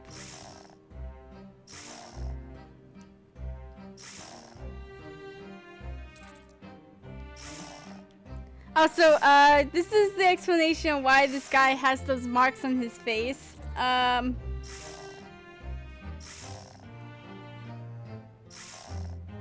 The freaking snake. Oh, so is that what the mousetrap in the passageway out there is for? Of course. How else can I catch my friend's favorite food? Nothing says top of the food chain like the look in their eyes right now. Oh no! The Sholmes! Sholmes, you good? It refuses to drink milk. It can't hear a whistle. can't climb up a bell cord. It's not even venomous. How the deuce did something so inept land a starring role?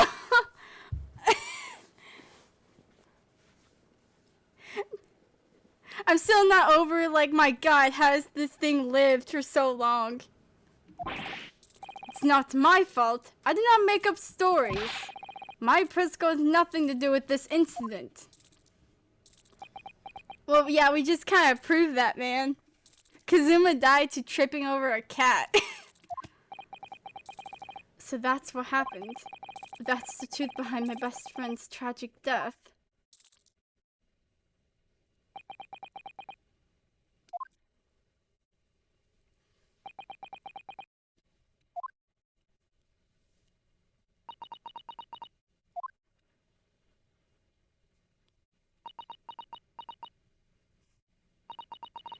Miss Pavlova,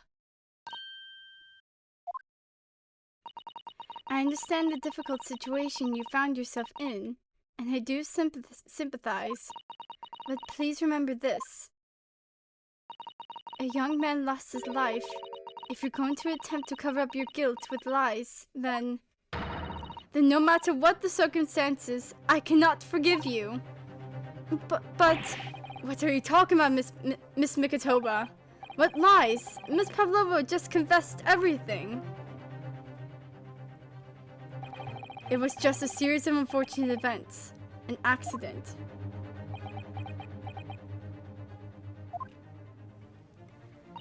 I'm not no great detective like Mr. Sholmes. I don't have a gift for knowing the truth. But even I can see that was not the truth. Don't you agree, Miss Naruhodo? Hey, wait! Is that Steak Thief? Wait, what? Is that Steak Thief? What? What? Oh wait, you mean Hasanaga? Oh yeah, wait. He took all the steaks for the. Oh, I was like, what do you mean Steak Thief? I'm like, oh, Inspector Hasanaga. Yeah, he's undercover. Yeah, okay. Yeah, okay. So you weren't here when you saw him, like, last stream. He was undercover to, like, protect Kazuma. So he's undercover as one of the staff on the ship. And he went to the captain to, like, let us just look around the ship a little bit. And he got freaking beaten up for it. Like, he literally just risked his life, so we could investigate. He is not looking good.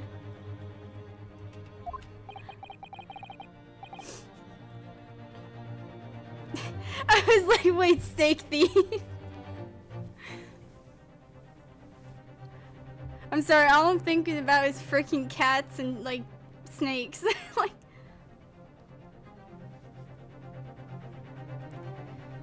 to be perfectly honest, yes. There's a discrepancy in Miss Pavlova's story. I'm sure of it. I just can't quite put my finger on it.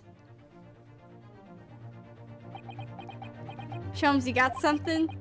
I confess, I was intending to let Scotland Yard deal with any outstanding issues on this matter. Oh.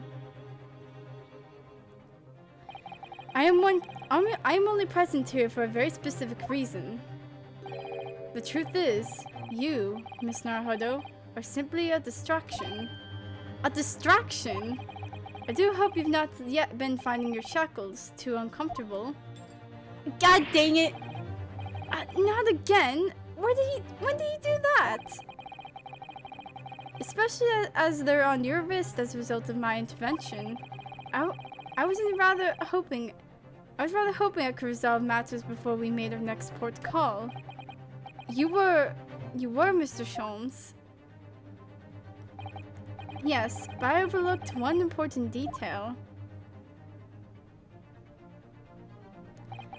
The deceased young man was a very close companion of yours, was he not? Yes. Kazuma was my closest friend. I owed him my freedom, even.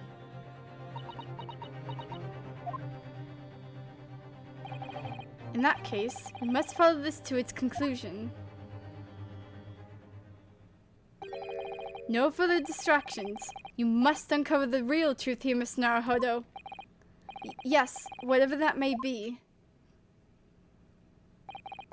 The key to this is the discrepancy in Miss Pavlova's story, I'm sure. If I can chase that down, maybe the truth will become clear. The truth about how you really died. About how the scene in your cabin really came to be.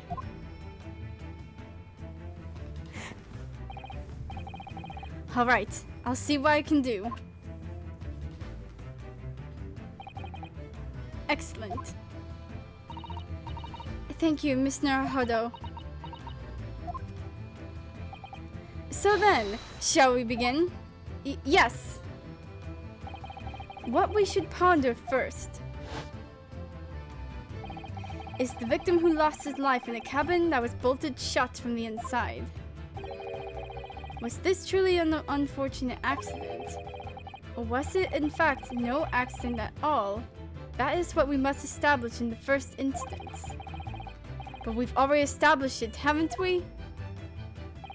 The man tripped over the kitten that had climbed into his cabin via the ventilator. Tragic, yes, but it's still an accident. Hold it! Wait, let's just take a step back. It doesn't make sense if that's really what happened, does it? I'm going to have to ask you to spell it out for me, I'm afraid.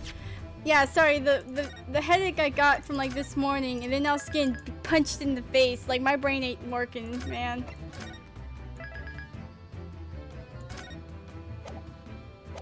Yeah, like, dude just got really pummeled. And his glasses are broken too.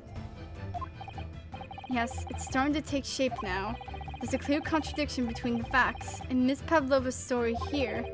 The evidence is right there in Kazuma's cabin. It's undeniable. His death couldn't have possibly been a mere accident. Really? Let us show our hands, Miss Naruhodo. Time to present the evidence. The evidence that proves unequivocally that the victim's death was no mere accident. Well, it was the freaking, I think it was the bell. Yeah, because like she has the other half of it. Yes! This piece of broken glass next to the mark on the floor. But that's the glass bell the kid had around its neck. We already know it. We already know all about that. It was broken in half when the victim tripped over the cat and fell. So we already have a satisfactory explanation. Where's the flaw in that logic? Unfortunately, there's a very big flaw. A fatal flaw. What? If that's really what happened, then how did one half of the bell end up back here in this cabin? Yes, remember that we found the other half of the glass bell in that waste paper basket. Would you care to explain that, Miss Pavlova? Oh no. That's not the only reason either. There's something else we found in Mr. Sogi's cabin. A remnant of something that couldn't possibly have been there if what Miss Pavlova told us was true. What? So Susato-san knows it too then.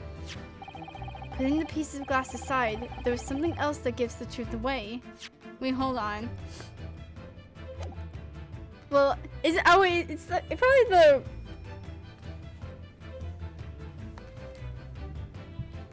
Hold on, let me get a drink.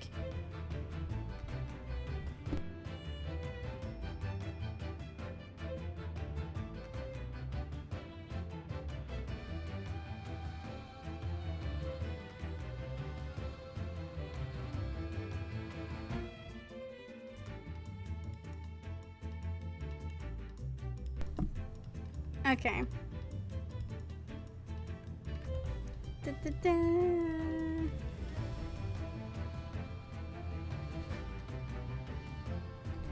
Putting the piece of glass aside, there's something else that gives the truth away. Another piece of evidence that proves this was no accident. In other words... You save here...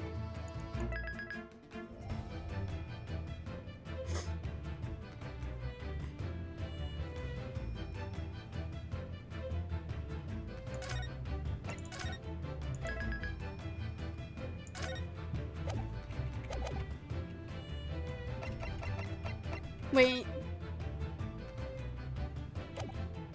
Oh, wait, yeah, okay, yeah. It's the freaking crime scene photo because, like, if he died instantly. He couldn't have written anything, especially in Russian. Yes! The truth is clearly recorded in this photographic print. There's no way that Mr. Asogi could have left this message on the floor.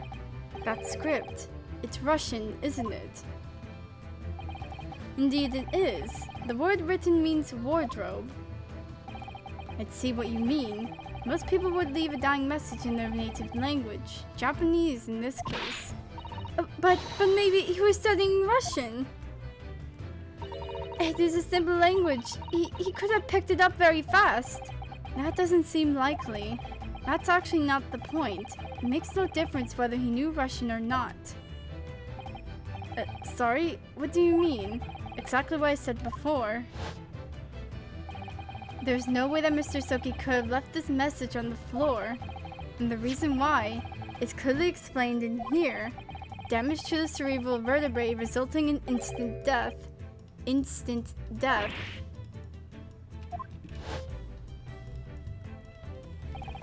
Which means, after the victim fell to the floor, he couldn't possibly have written anything because he was already dead. I called it! The Russian. He didn't write Russian. Well, I mean, he could have known Russian, but like, he didn't write it because he was a freaking weeaboo.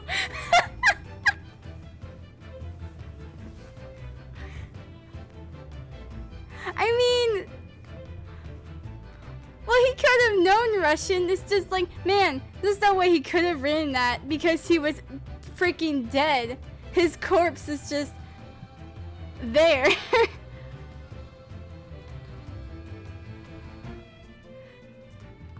Both these pieces of evidence clearly point to the same conclusion.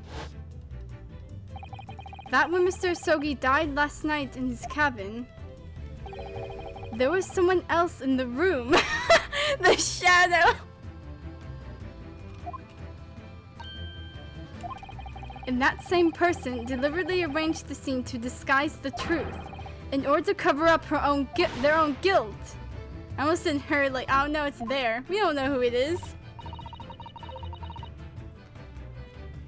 Yes, there was someone else present in Mr. Asogi's. You were wasting time. Someone else was there? Duh, of course, we know this. What are you talking about? Bulkhead was bolted shut from inside. There was no way in or out. Oh, yes. And only other person in cabin when young student died was you!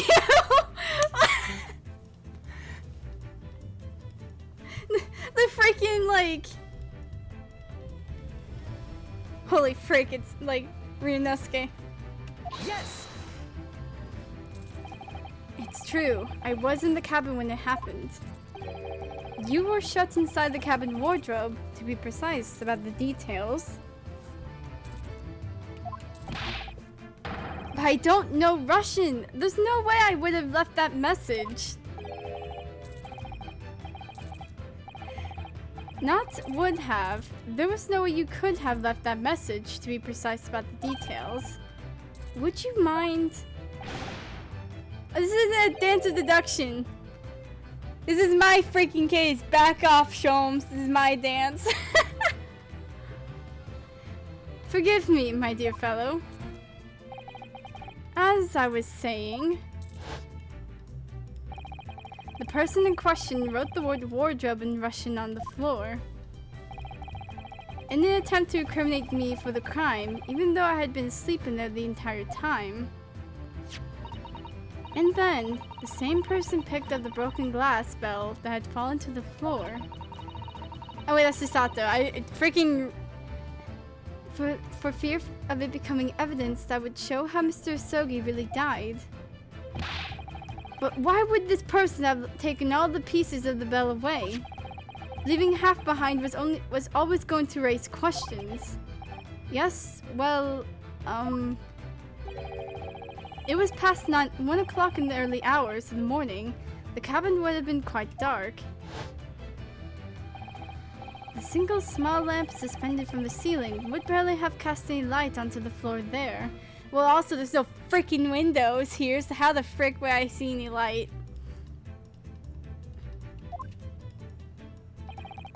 Little wonder, then, that the culprit failed to notice a fragment of the tiny item.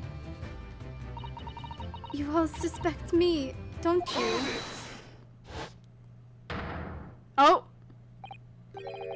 Seaman Stroganov! Nina is woman of sea. She is daughter of strong sailor. 2 years ago, they noticed her dancing skills and she went away to join ballet company. But before, she was dancer on the ship, a member of ship's band. You do not accuse ship's angel of being criminal. Ah, so that's it. You say that when young student died, Nina was there in his cabin. But that is not possible! I give my tooth! Well, this is almost interesting. And why would you give your tooth, pray? How can you be so sure? You are a great detective. You should know. Look truth in eyes. Cabin bulkhead was bolted shut from inside. Nobody could go into cabin. Not Nina, not anyone. Or you want to tell me that killer can walk through locked doors? Knight, it's impossible. He's right. But wait, we've read about this in detective stories. People often tie threads around door latches so they can open and close them from the outside. Chisato, for 2 times you've said that is impossible.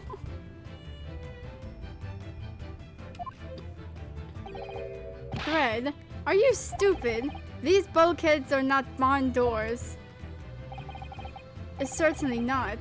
They're waterway doors, as one would expect to find on any modern steamship. Constructed of heavy steel, with no gap in sight, no threads or needles or magnets could have been used. No, of course not. I thought so too. But Mr. Hado suggested earlier, so... Chisato-san, how could you shift it onto me like that? Didn't write Russian, because he was a freaking weeaboo. Still. So Seaman Stroganov has a valid point. The cabin door couldn't have been bolted shut from the outside. Not necessarily. What? I put it to you that I could bolt this cabin door without laying a finger on it. And in this very cabin, we can see the traces of the method I have in mind having been used before. I don't believe it. Well, Miss Naruhodo, I believe you know what I mean, don't you? A way to shut the bolt of the cabin door from the outside. One way does spring to mind, yes. Do you really know what Mr. Sholmes means, Miss Naruhodo? Yes, and so should you, because we've seen it happen. Indeed we have. So, would you care to do the honors, Miss Naruhodo? Point to the telling signs of the method that was used to slide the cabin door bolt across from the outside. Oh my god. Meh.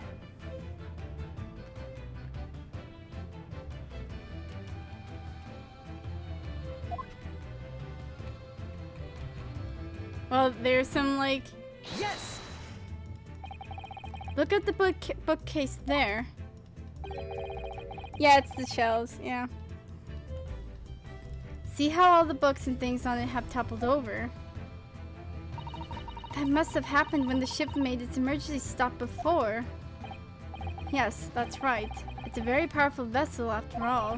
When the engines are thrown into reverse, a violent jolt goes across the entire ship. Any small objects that aren't fastened down are bound to fall over.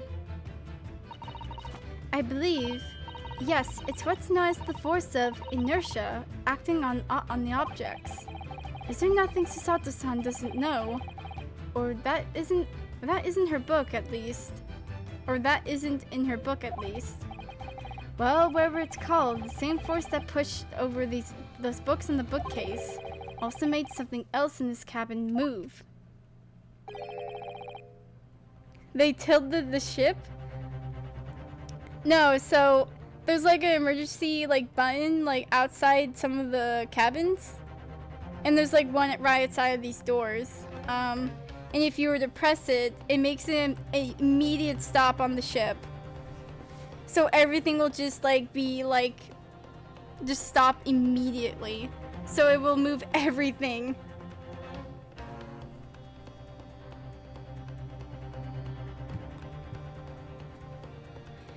The bolt on the cabin door.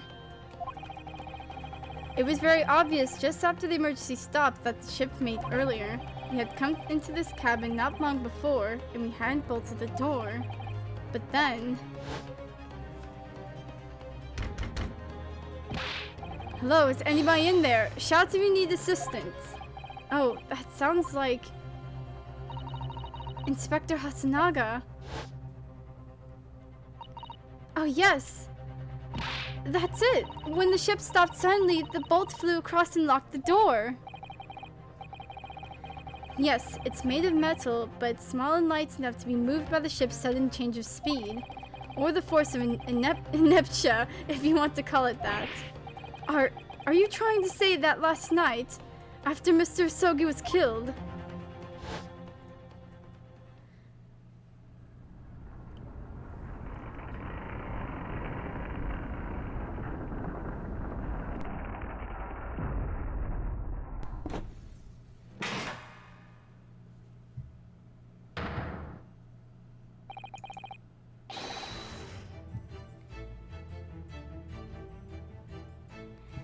The Estes Bureau made another emergency stop.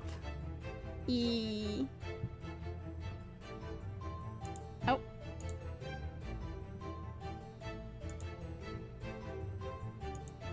Dun, dun, dun, dun, dun. Dying foul machine perish.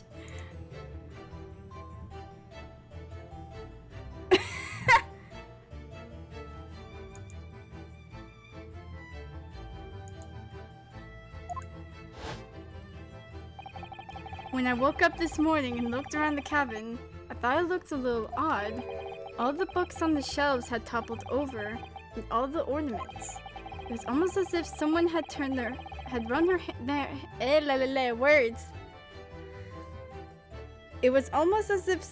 run their hands across the shelves and deliberately knocked everything over. Oh yes, I remember that! And I stood them all up again, didn't I? Then when we came into this cabin, we were surprised to see the same thing in here. All the books and everything had toppled over, just like in Mr. Sogi's cabin. Oh my! Do you have anything to say about this, Miss Pavlova? Are you out of your mind? You say Bira made emergency stop? It does seem a little far-fetched. How could that possibly have happened? Unless you're saying that the culprit is actually someone from the engine room. Oh, it is simple enough. Are you forgetting the button in the passageway outside? Used to trigger the emergency alarm. Oh yes, of course. There was a notice, wasn't there, telling you only to press the button in times of emergency. On dark nights when the fog is dense, the captain cannot afford to rely on the eyes of his lookout alone. Hence the placement of a number of buttons around the vessel to allow any crewman to raise the alarm. The sort of button one is almost compelled to press to satisfy one's curiosity. Wait, it was you? When the button is pressed, two things happen in the interest of safety. The emergency alarm bell rings, and the vessel comes to a complete stop. As indeed it did a little earlier today.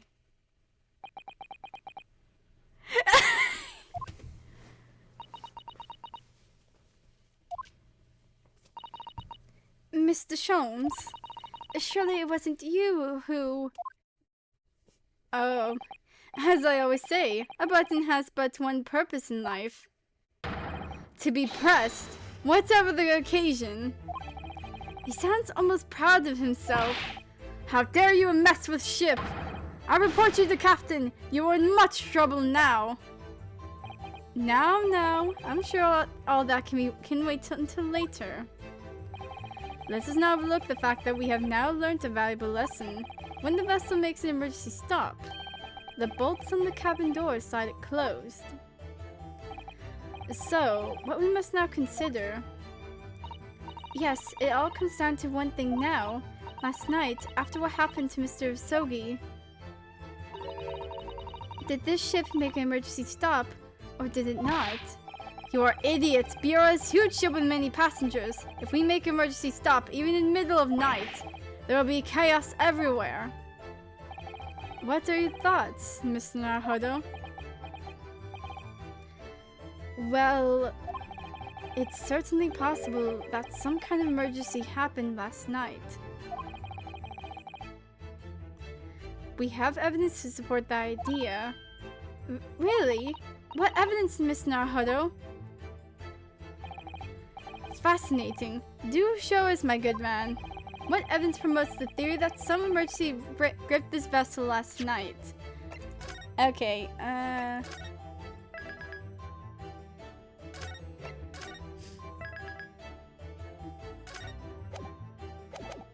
where's the book? Okay, ship's log. Yeah, so for a good while, Biff hadn't like written anything of nothing to report for most of the night.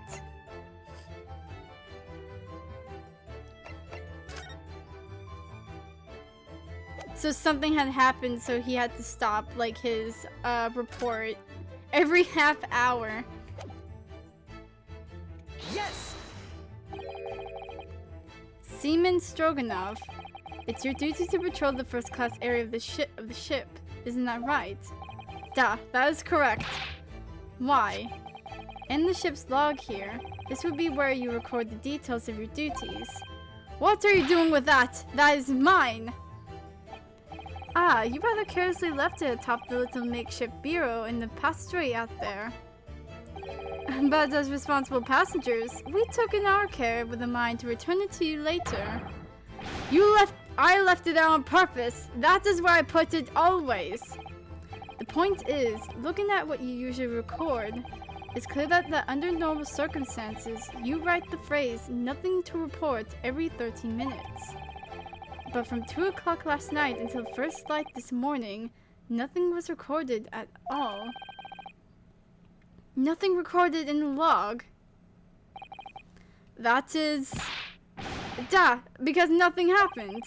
But if nothing happened, you would normally write "nothing to report," wouldn't you? Indeed so, which tells us that shortly after 2 a.m., something happened here aboard the SS Bira. Something sufficiently significant to make you forget to fill in the ship's log, in fact. Are you suggesting that the ship really did make an emergency stop in the middle of the night? Stop talking rubbish! If I'm perfectly honest, I find that a little hard to believe myself. Oh, why? Well, because if something as major as emergency stop really had happened, surely all of us would have noticed. That's very true. Thanks to the emergency stop we experienced earlier, we all know what it feels like now. The ship lurched so violently and the alarm bells was so loud. I can't imagine that anybody would sleep through that, even if it happened in the dead of night. Oh, no, that's a good point. What's of throbbing? Sorry? What do you mean? Your head, man. The throbbing of your head since this morning. We have all suffered with it. Oh, yes, I have had a headache, you're right. In fact, I haven't been feeling myself since I woke up today. Especially, even with the punch to the face.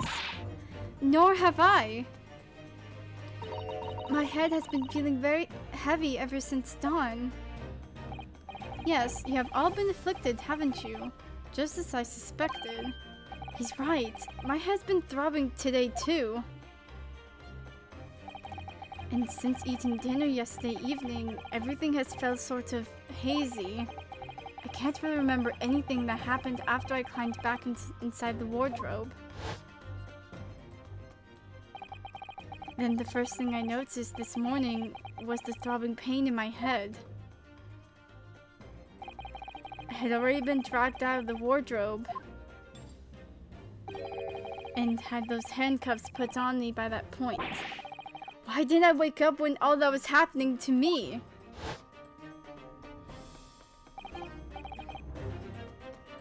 And tell me, Miss Naruhodo, you boarded this vessel as a stowaway, didn't you? Oh, well, yes. Sorry. The stowaway class of accommodation doesn't usually include meals. What did you survive on? Ah, well, Kazuma looked after me. He was always happy to share his meals. So you enjoyed some of the whole roast chicken dish that was served yesterday evening, I take it? Yes, in fact, I had all of that. Kazuma wasn't fond of chicken. Oh really? So the victim didn't eat any of the chicken at all? That's right, he didn't touch it. Is that relevant? My dear fellow, does that not strike you? Oh! Mr. Sholmes, do you mean to say that there was something wrong with the chicken? Oh god, they put something in the chicken! I do. No, really, is that really true? The meal prepared for the passengers last night had been tampered with. Tampered with by the addition of soporific designed to induce a very deep slumber in those who consume it. We were given drugs. Like,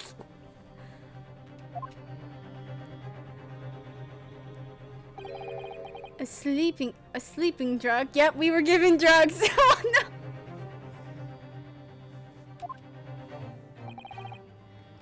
Do you mean whoever did this laced every meal with a sleeping drug so no one would notice the ship's emergency stop? That effort just to like gotta like make sure all this chicken is like with sleeping pills. Miss Naruhodo, of course that's not what Mr. Sholmes means. What a far-fetched idea. Precisely. Lacing every meal of every passenger on board with a soporific drug would certainly be impossible. Unless, that is, every single member of the crew was a conspirator. What? Mr. Sholmes! Well, Seaman? I'm sorry to say that any more deception in this matter will get you nowhere. If you refuse to talk, there would have been an inquiry made through the shipping company, of course. And for that to happen, every member of the crew, and the captain himself, would be hauled over the coals. For aiding and abetting a renegade.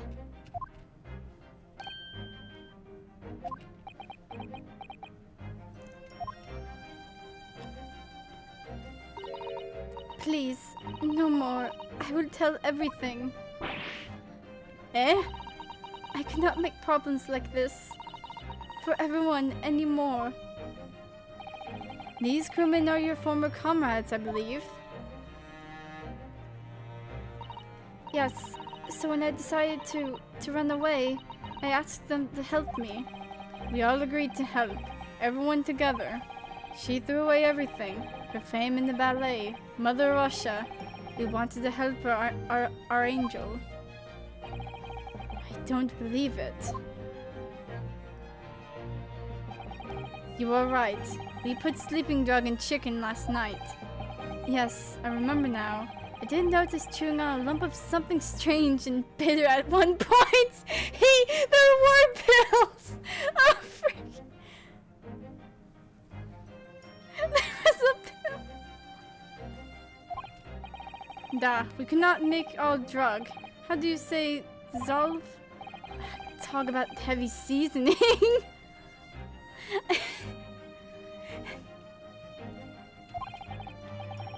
At midnight in waters near Shanghai, we brought our angel on board. She was helped by comrades on shore with a small fishing boat. While all the passengers on the SS Bira slept soundly. Thanks to the almost magical effects of the slumber-inducing potion that their evening meals had contained. So, if that's what happened, the only people awake on the ship last night were the crew, people who disliked chicken, and the newly boarded passenger, Miss Pavlova. That means it would have been possible for you. You could have used the emergency stop trick to lock Kazuma's cabin door.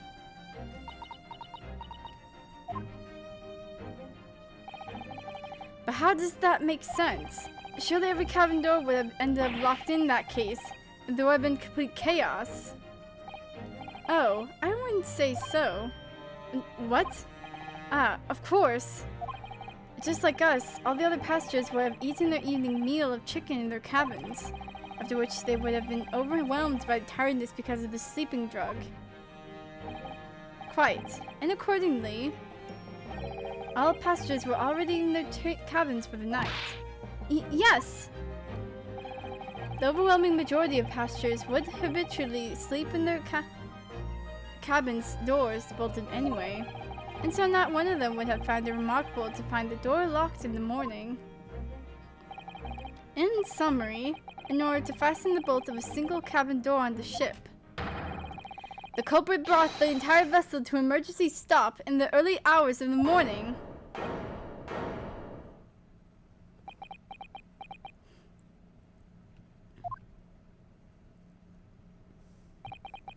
You have talked a long time and said many things. What's his point?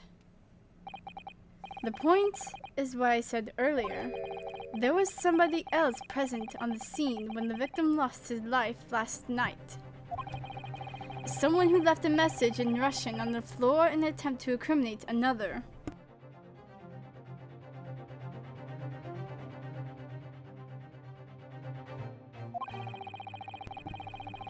Someone who tried desperately to hide the broken fragments of glass that would reveal the culprit's identity.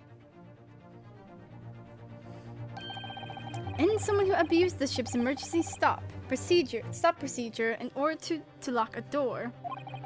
All told, a busy night. But I don't know about any of this. I'm just a little girl. You like to speak with your long English words and explain your clever ideas. But I am sailor, and sailors don't listen to long, boring stories we don't believe. Sailors like me, we trust only what we see with our eyes. A laudable trait. What? I am quite of the same disposition, my good man. Observation to me is everything. Miss Naruto. Yes? Do you hear it? The accusatory cry of guilt on the wind. What accusatory cry of guilt? Sorry, you've lost me. Proof of involvement, man. But you can't hear such a call with your ears. No. You must hear it with your eyes. So, for observation is the basis of all deduction. What are you talking about? I believe the time has come. For one final logic and reasoning spectacular to expose the truth. So, Mr. Naruto, your assistance, if you please. With what exactly, Mr. Sholmes? With observation, my dear fellow. Just as I said, of these two prevaricator. Oh my god, I have a stroke. Bleh! Prevaricators. Bleh. Observation. If you remember, Mr. Naruto, we know that somebody tried to fabricate evidence, don't we? By tampering with the scene of Mr. Sogi's death. What we're looking for is some trace of evidence that one of these two was there when it happened. Precisely. You were delightfully quick to grasp my meaning. Alright, I'll see what I can see. So we're looking for a trace of evidence that shows someone else was there last night when Kazuma died. Yo. Oh! You done goofed up. Oh, look at this. It's some kind of stain. In an unusual place. Yes, you're right. It looks like ink, if I'm not mistaken. Ink. And look at the color, too. It's clear where this came from. You done goofed up, man. Yes!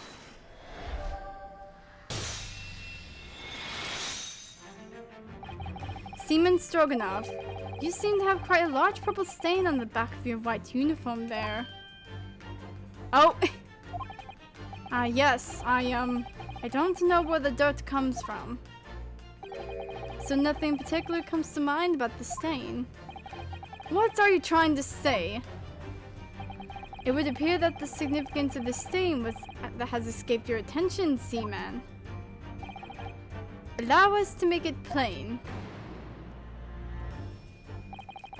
It's a very large purple stain on the back of Seaman Stroganoff's uniform. And I think what made it is clear.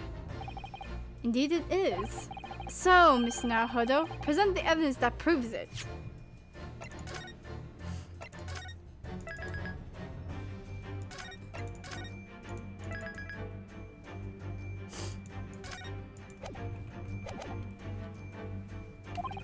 My pleasure.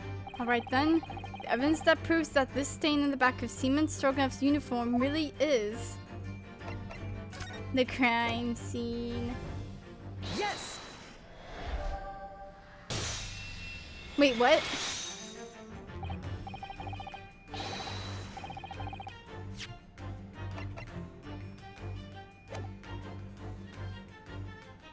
Yes, it's this photographic print in the ink it shows. That's what caused the stain on your uniform. Ink. A rather unusual color of ink, purple. Ah, the penny drops, at last. Now you see the significance. The Russian word on the floor next to the victim's body was written in purple ink. And the stain on the back of your uniform is ink of exactly the same color. If the ink had been dry, it couldn't possibly have stained your uniform in that way, which means you must have been present in the cabin in the moment immediately after the ink was spilt. Alright. Yes. It was me. I did it. Everything. I arranged everything in that student's cabin to make it look like Wardrobe Man did it. And I pressed button to make Bureau to emergency stop. It bolted cabin door shut. I did everything so no one would suspect our angel. Biff, please. Don't worry, Angel. Let me do talking. Just after 1 in the morning, I was on duty, patrolling passageway. Then our angel came to me. She was white like sheet. Biff, please, you must help me. I went with her. The door to cabin number 1 was open. When I looked inside, I saw student boy on floor. What happened here? Please, don't tell anyone. My little one, my little furry friend. Everything that happened in cabin is like Angel told you. The kitten escaped through the ventilator into Mr. Sogi's cabin. Then he tripped over it and broke his neck when he fell to the floor. Yes, that is right. So after the incident when the cat ran away, Miss Pavlova then visited the cabin next to hers. Only to find its occupants lying lifeless on the floor. She said she was worried when she heard sound of something falling on the floor. That's when she went to look. No, Angel?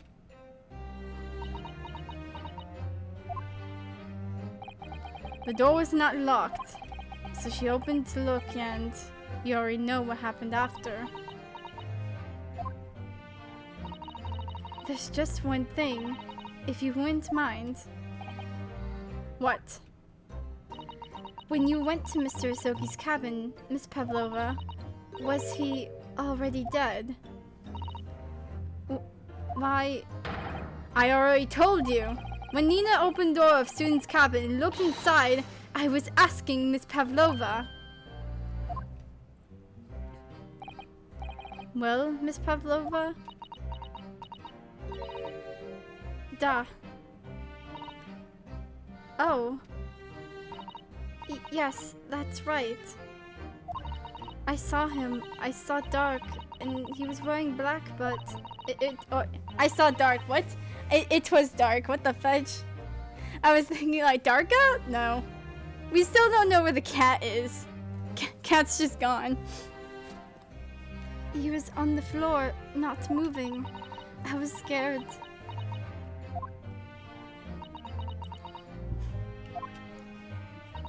I understand, and I believe you. So is that finally it now? Have we discovered the real truth about Kazuma's death at last? Ah, something very nearly slipped my mind. Oh, Mr. Sholmes? This photograph. Yes, I took this myself, you know. The cause of death was a broken neck. Therefore, the victim died instantly. The uniform incident that precipitated these events, a kitten on which the victim stumbled. However, if those are the facts, there is one particular area in this photograph that seems to me somewhat unnatural. Yo, like Tripp's other deduction. What do you mean unnatural? What are your thoughts on the matter, Miss Naruhodo? Oh, well... If Kazuma tripped and fell and by some terrible stroke of bad luck broke his neck, which part of this photograph print seems unnatural? The fist! The fist! Alright, if he really fell due to an unfortunate accident, then his fist just doesn't seem quite right. The exact same thought occurred to me. In the fall, one's most instinct is to open the palms flat. Yet here we see the victim with his left hand tightly balled into a fist. Almost, you might say, as though he were gripping something. What do you mean? Simply that I took the liberty of investigating the victim's fist a short while ago. You did? And what, pray, do you imagine I found there, my dear fellow? Mr. Sholmes, show us, please. Why, of course, my dear madam. Would I keep you in suspense? This is what I found. Oh, a crescent moon with a little gemstone in the middle. Man, that's so good. I just guessed the plot points.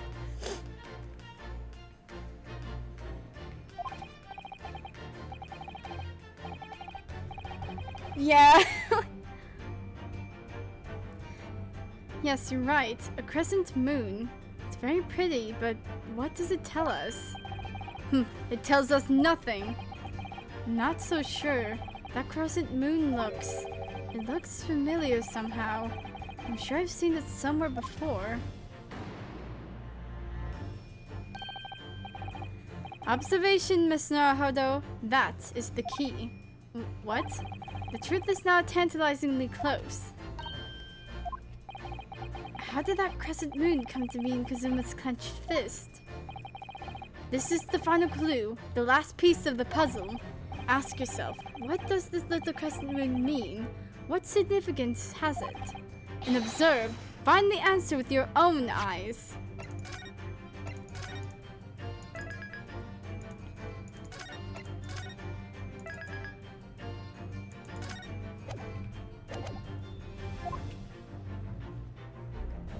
Oh no! Look how sad she is! Oh! Hey, what's going on there?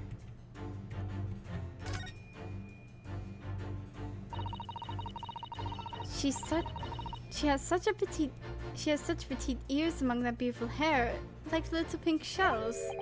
Oh, what's that?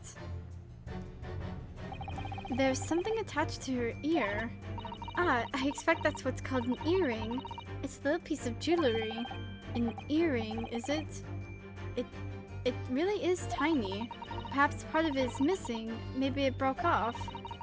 So now all that's left is the clasp part that attaches to the ear. If that's the case, she doesn't appear to have noticed that it's broken. Yes!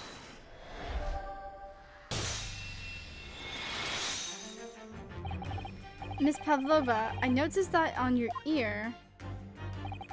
Even though you have a metal earring, the decorative part of it seems to be missing.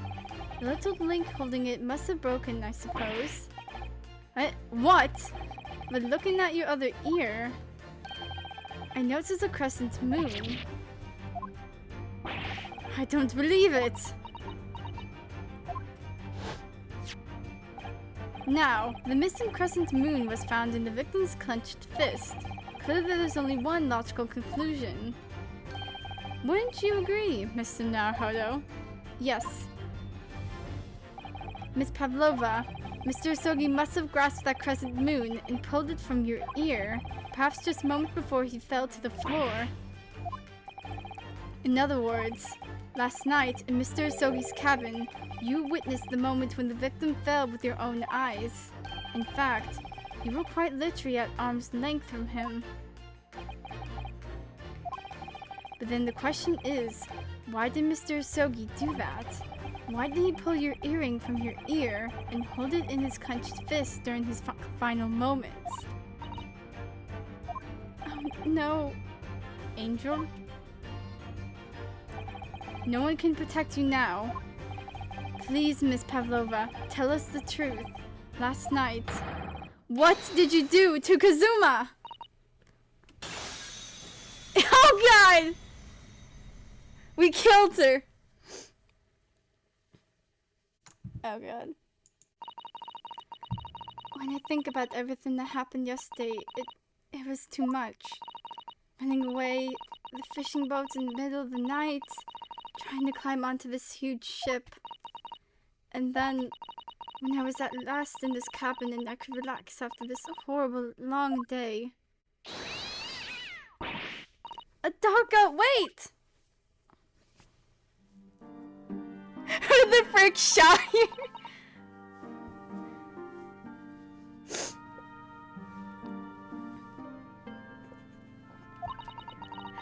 I couldn't believe it when she disappeared through the ventilator. I tried to call her with a little whistle. I tried waving her favorite toy, but nothing worked. Darka would not come back.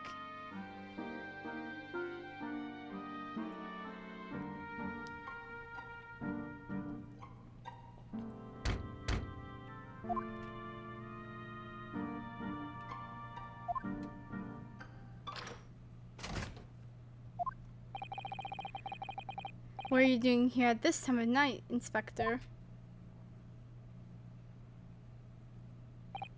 Oh, I'm sorry. I thought it was a friend of mine.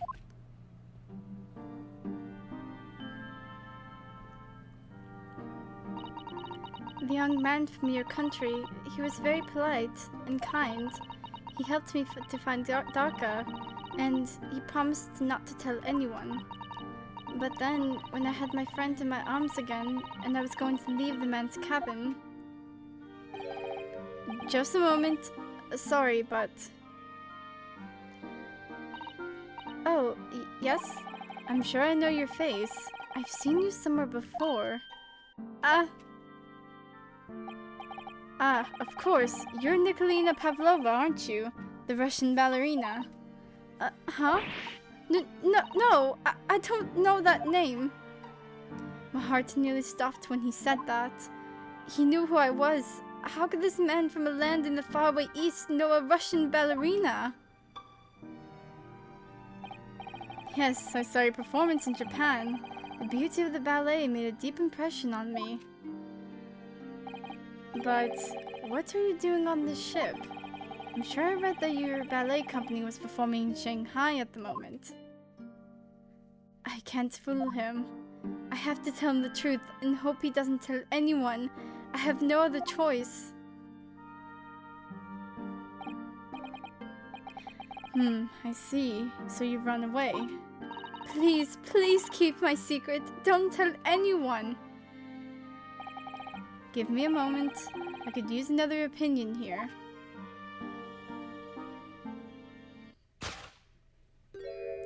He's going to pull that cord. He's going to tell the captain.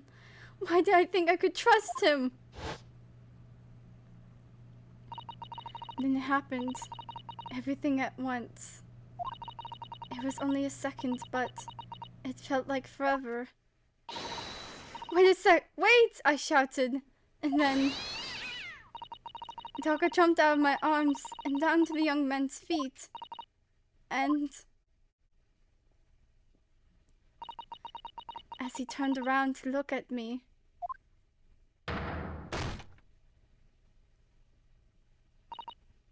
I pushed him. I don't even know why. I don't know why I did it. I was just so scared. And I had to stop him from telling anyone about me.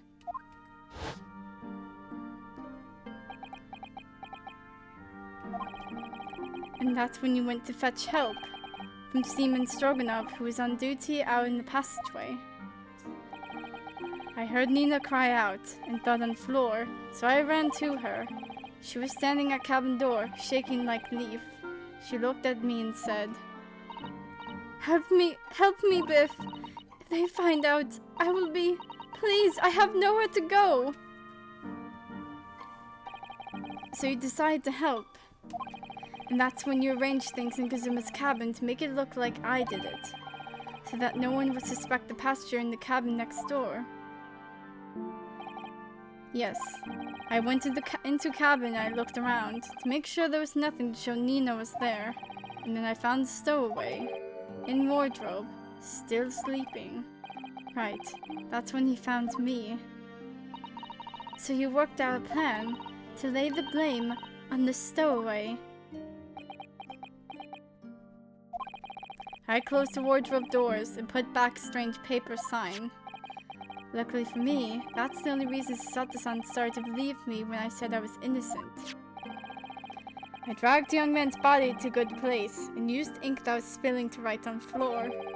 I wrote wardrobe so that person who found him would look inside the wardrobe and find stowaway.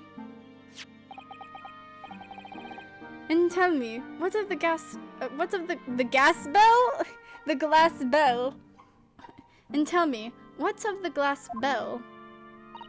It was by my feet, so I picked it up. I see. But it was dark in the cabin. I didn't notice the other half. Then Angel went back into her cabin, and I finished the job by pressing the emergency alarm button in this passageway. Yes.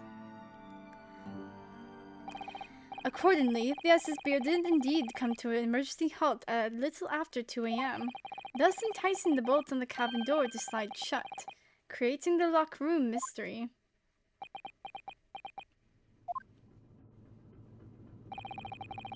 There's still one thing I don't understand, Miss Pavlova. What? Well, you said that you told Kazuma about the fact that you'd run away from your homeland. And it's because you were worried that he was going to tell the captain that you pushed him. Isn't that right? Yes. But even if he had pulled the bell cord and called for the captain of the ship, aren't you friends with every member of the crew? Why would that have been a problem? It was what he said first that made me scared. What he said first. What are you doing here at this time of night, Inspector? Oh. I'm sorry. I thought it was a friend of mine. He said an inspector was his friend. Ah, frick! She thought... Yeah, she thought he was gonna call, like, Inspector Hasanaga. Yes, meaning me, who was supposed to be acting as his bodyguard. I thought that if police knew about me, they would arrest me. So before he could pull the bell cord, May I stop you a moment, please, Miss Pavlova? It just doesn't seem to make sense. I mean, was Mr. Sogi really going to pull the bell cord? I don't know. What? What do you think, Miss Naruhodo? Well, I'm not Kazuma, so I can't know for certain, but... He was a man of his word. If he told you he wouldn't give your secret away, then he wouldn't have done. No, he was walking over to it. He was going to pull the cord. He was going to make them send me back. Well, Miss Naruhodo, the day's work is not yet done, it seems. There is one more deduction to make. What? Another deduction? Yes. What action was the victim really about to take at that moment? No, his freaking music! Can we determine whether the young man's gaze was directed?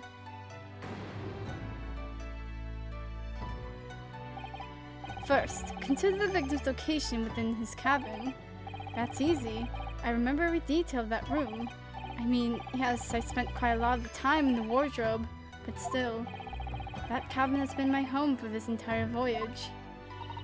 So this is how the cabin looked last night, when Miss Pavlova visited Kazuma-sama. Like, we're all thinking... Bro, why is this music playing? I'm gonna cry! Also, there's an achievement here that I didn't know about.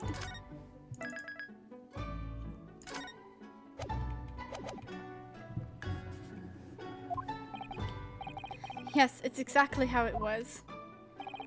Are you ready then, Mr. Naruhodo? Yes! If there's one thing I've learned today, it's that a simple gaze can reveal all manner of truths.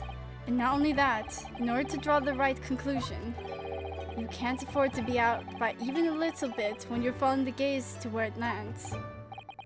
So, when he turned away from Miss Pavlova, what exactly was Kazuma looking at? Yeah, there's a...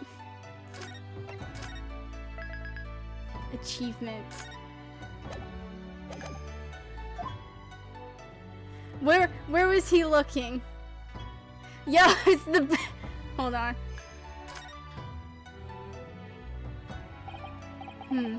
His bed. I remember him being annoyed about the pillow. He said it was too thin. Didn't he put that big, thick book of Japanese law underneath it, in fact? Perhaps he was thinking of looking something up. After that, we're talking to Miss Pavlova made him acutely tired. Yeah, pillow perfectionist.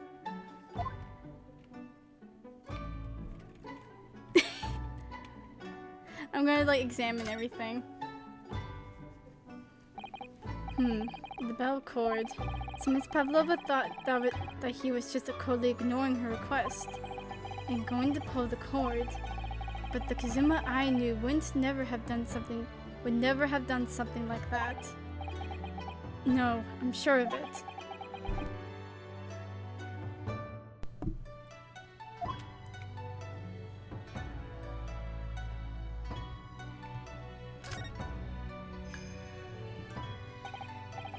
The wardrobe. My wardrobe. I was in there at the time, of course, sleeping soundly. Too soundly. If only I hadn't eaten that chicken that was laced with the sleeping drug. If only he'd woken me up. And maybe this tragedy would never have happened. Take that!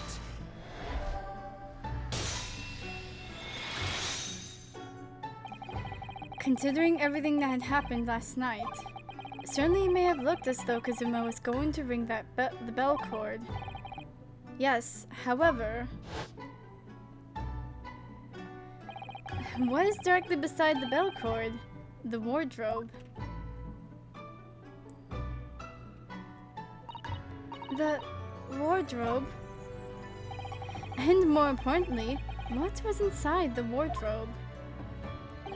The man's great friend, sleeping soundly. Miss Pavlova, please, think back very carefully.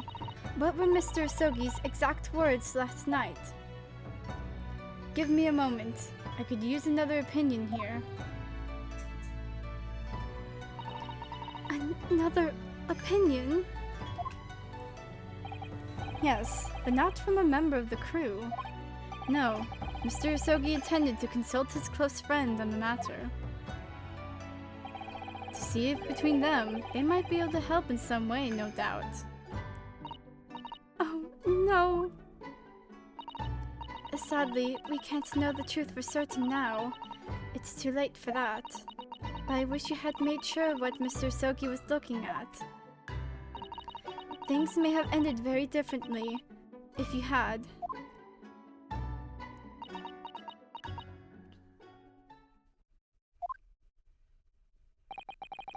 Miss Pavlova, I want to thank you for finally admitting the truth. But unfortunately, the truth is, a man lost his life because of what you did, and that will never change. I hope you'll never forget that. I'm sorry. Really, I'm so sorry. Oh! What have I done? Oh! I'm gonna cry. And so, at long last, the mystery surrounding the tragic accident on the Sisbira was finally laid to rest.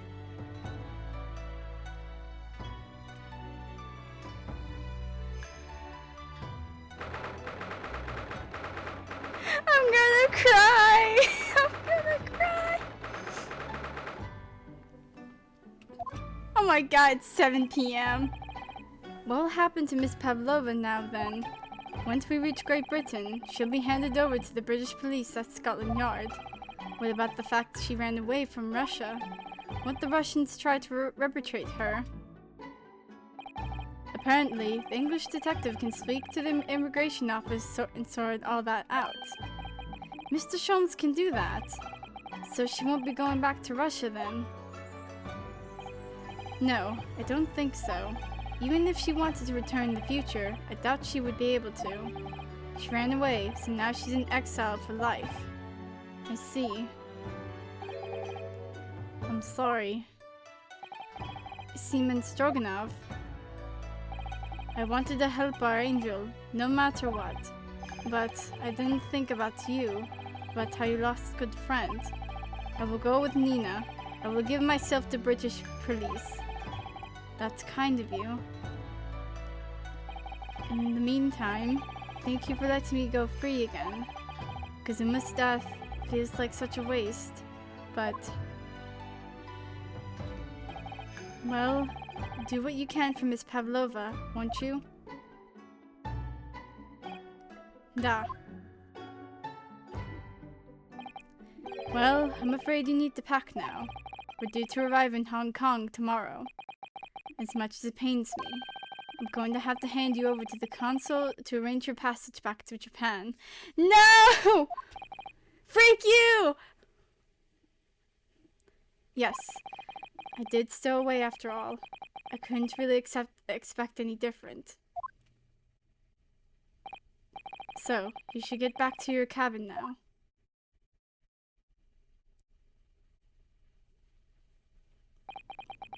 It looks like my study tour to Great Britain is over before it's even begun then.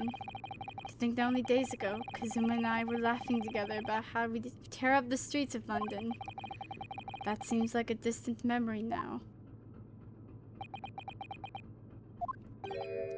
Oh, what's that? Is it someone weeping? I'm gonna cry! Yeah, no, it's me, Runo. It's me crying. And Susato. Oh no, she's holding his sword. Susato-san?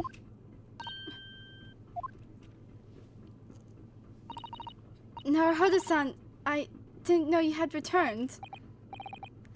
Oh, well, I haven't been back long. Inspector Hasanaga just told me I should pack. You know, ready to leave the ship tomorrow and all that.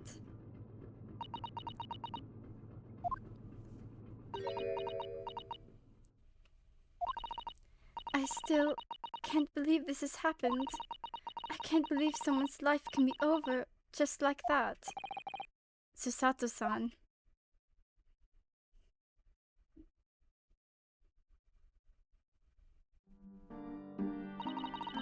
He had such grand ideas for this visit to Great Britain. So many dreams. And now they've been cruelly taken away, just as he was. I thought I could never forgive the person responsible. But now we know the truth, that it was just an accident. Just a silly series of mishaps. It's too much, Naruhodo-san. It's just too much. Yes, I know. I wish there was something I could say. Inspector, my duty was to see Isogi-san safely to Great Britain, but I failed, and caused his two closest friends great pain and suffering as a result. I've let everyone down, and I will do anything to make up for my terrible blunder. Nobody blames you, Inspector. And I'm free again now, at least... huh? Oi! Oi!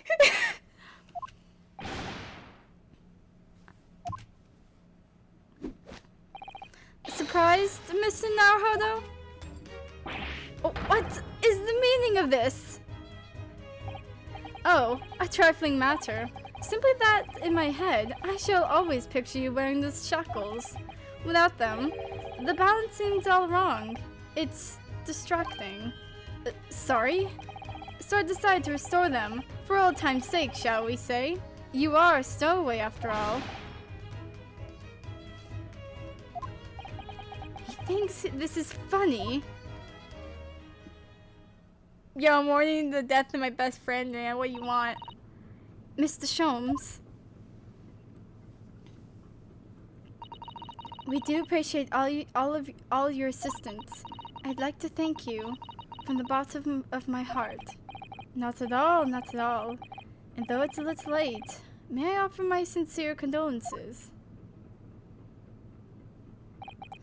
The loss of your companion is truly heartening. I hope that you will be able to fulfill some of his aspirations in his honor. I'm afraid that won't be possible. We shall be disembarking at the next port, in Hong Kong. We have to return to Japan and make a full report about everything that's happened. What? Wait a minute! It's just me that has to go back, isn't it? I mean, I was the stowaway.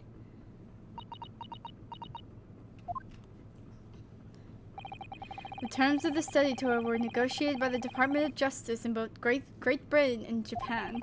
It has to be one lawyer and one assistant. Was to be. In the light of Mr. Sogi's unfortunate death, I'm afraid the study tour can no longer go ahead. Oh no, I don't care for me, but... Poor Susato-san. My dear fellows, the majority of problems have an extremely simple solution, you know. All you require is one lawyer, and the study tour can continue, surely. But there's no one else with the necessary qualifications, Mr. Sholmes. We know of no other lawyer. Qualifications, you say? Any qualifications obtained in your own country will be of little value in Great Britain, I'm afraid. Oh, but anyway, the voyage to London still promises a good month of time. Ample opportunity, I would say, to find yourselves another suitable lawyer. Yes. Mr. Sato. Yes? Do you think perhaps I might be able to do it? But you're not a lawyer, Mr. Naruhodo. Oh, unless... Are you studying law? No, I'm not, but... I'm sorry. In that case, I don't think there's even a chance it could work. But as I said, there's still more than a month before we reach England's shores. Isn't that right, Mr. Naruhodo? Yes, I have a month in which to study, to learn why I must to become a lawyer in Great Britain. Mr. Naruhodo? That's ridiculous. Are you seriously suggesting anybody could learn all that in just 40 days? There's only one way to find out. I would work my fingers to the bone, Inspector, every single day. Will you let me try? And if, by the time we reach Great Britain, I haven't learned enough to be recognized as a lawyer, I'll take whatever punishment is deemed appropriate. A month? How long is this boat trip? I mean, it's a long way to, like, Great Britain from Japan. But why put yourself in such a difficult position? For Kazuma, he said there was something he had to do in Great Britain, and that he would sacrifice anything to make it happen. He was passionate about it. I can't let all that passion just come to nothing. And anyway, it's for my own benefit too.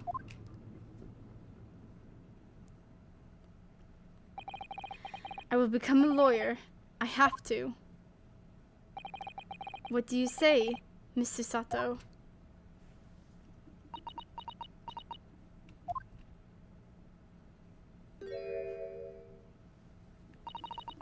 I think it's a wonderful idea. Thank you. So, what does our bespeckled inspector friend say? Are you serious? One lawyer and one assistant. The numbers are indisputable. No, it's madness. Yet fascinating, wouldn't you agree? Fascinating. The duty and rules are the dull routine of existence that we all abhor. Give us interest. Give us fascination. Speak for yourself. Besides, qualifications are no measure of a man. What matters is his character, no? And you've witnessed ample evidence of this man's exemplary character today with your own eyes. From the early hours of this morning until this very moment now. Despite contending with the passion of his close companion, and despite the accusation of guilt, this man has shown resourcefulness, intelligence, and above all, courage.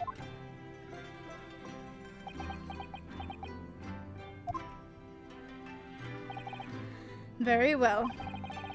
I'll think of a clever way to word my report to the Department of Justice. Inspector, after all, I did just make a promise, didn't I? I said that I'd do anything at all to make up for my shortcomings here.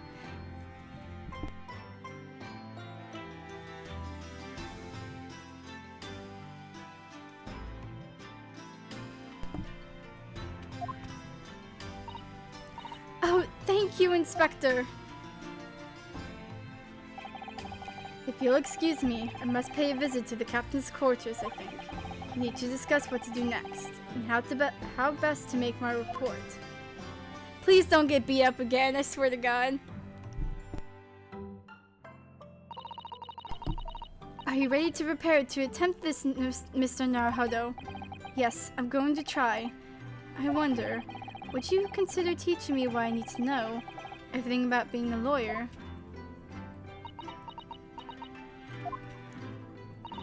I would be delighted to help you. I am a judicial assistant after all. Thank you. And, Miss Naruhodo,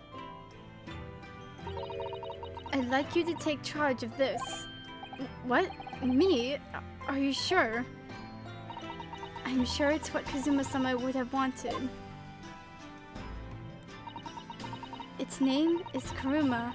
It's a great sword that's been in the Osogi clan for generations. Very well, I accept. I'll treasure it, always. He's now stuck with us.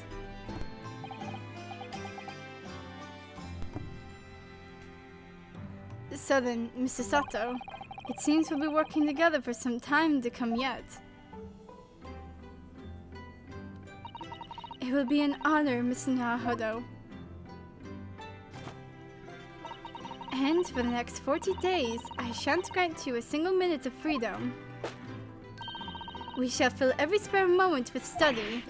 Yes, that's exactly what I need. But, before we begin, I have an earnest favor to ask of you too. Goodness, what is it? Please throw me to the ground. 3 times. Oh, wait, what? What? I should never have doubted you. You were Kazuma-sama's closest friend. Of course, you would never have done anything to hurt him. That should have been obvious to me from the start. But I allowed suspicion to get the better of me. And no matter how upset I was feeling, it was completely unforgivable behavior. No, you were in shock. You just found out about me stowing away and the cabin door was locked from... No, I won't let you make excuses for me. She's literally just like telling him like, yo, throw me over your shoulder because I did that to you like 3 freaking times. Like, I deserve it. You do not deserve it, Susato. Whatever the circumstances, I should never have thrown you, and not just once, but 5 times. Oh, 5 times. That number keeps creeping up, doesn't it? Please, you must. Just take hold of me and throw me. Do it. I don't even think about it. No, I don't even know how. I've never thrown anyone in my life. Very wise, Miss Naruhodo. It isn't a skill one acquires without considerable training. Oh, Mr. Sholmes. I observed your throwing technique several times with great interest. I confess I was most impressed. When did you see that? I presume that would be a form of Japanese wrestling. Oh, well, in a way, it's not wrestling, but my own interpretation of an ancient jujitsu technique. Apparently it's called the Susato Takedown. It leaves your head swimming, I believe me. How beguiling. I'm a practitioner of the combat arts myself. I'm a somewhat accomplished boxer. I would like to see that, like... There he goes, dancing around again. Like, every so often, like, he just punches her face! Like... I wonder if you'd be so kind as to instruct me how to... on that technique of your wrestling throw. Wait, a wrestling throw. Yes, I'd be honored. Then let us not dally. Demonstrate, my dear madam. Oh, of course. Are you ready, Miss Naruhodo? Sorry? Hiya! We're at the ground again! As you can see, you throw from the abdomen. Oh yes, arresting indeed. And that is what you term the Susato Takedown, is it? I love how he's just there. Actually, no, that was the Susato Squash.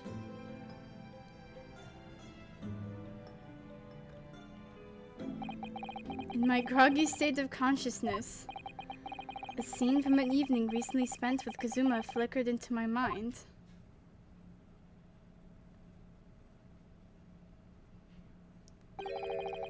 Karuma?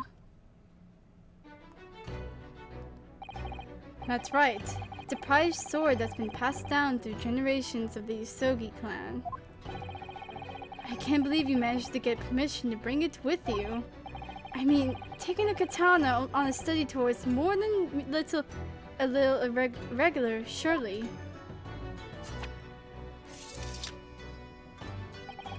A Japanese man's sword is his soul, Ryunosuke. It can't be parted from my katana. Kuruma guides me. I truly believe that.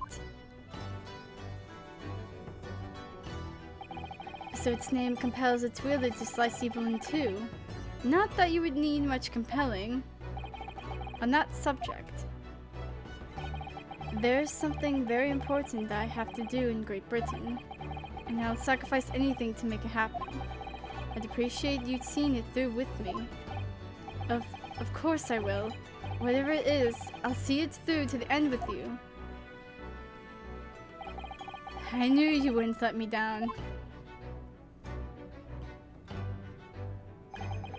That important thing he had to do. I still don't know what that was. But I'm going to see the place for myself and work it out. In Great Britain's capital, London.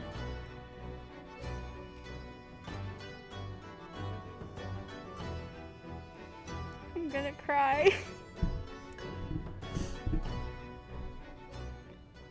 I'm gonna cry. Like...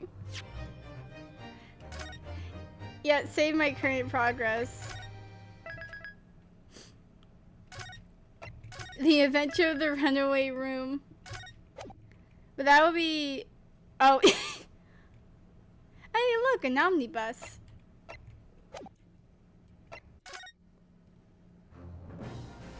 But I'm not gonna end the stream here just yet, because we have an escapade to look at. That's gallery, accolades.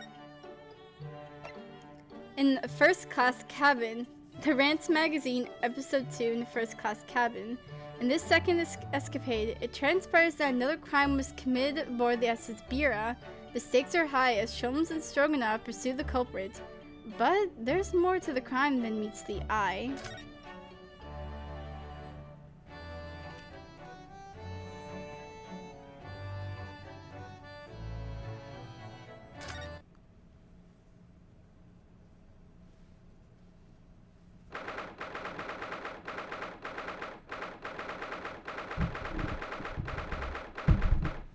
Why is my microphone doing this again? What the fudge?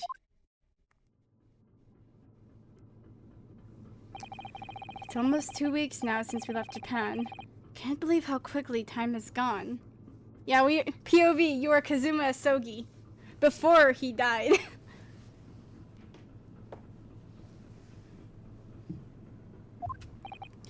So, our next port of call will be Shanghai.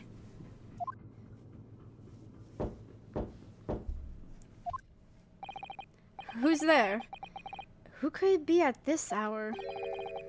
A detective. A detective? Who?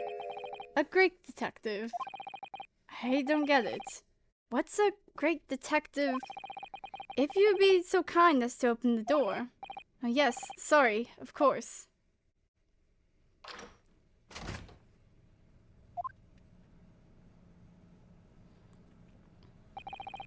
Is something wrong, detective? Are you investigating a case? Wherever a great detective goes, great cases occur. Indeed, I am the root of all evil. Sorry? I don't think I want you in my cabin. Under our very noses on this steamship, a terrible theft has just occurred. What? You noticed, I presume, the brief power failure a short while ago. Oh yes, the power couldn't have been out for more than 10 minutes, though. Indeed, yet that was ample time for this wicked crime to be perpetrated. I see. Well, clearly it's a case that needs investigating. Precisely. The culprit ran away in this direction, down the first-class cabin passageway here. Really, the thief came this way. I'm quite sure of it. It may have escaped the attention of the dim-witted crew, but not of the great detective. To that end, I would be obliged if you allow me to investigate here in this cabin.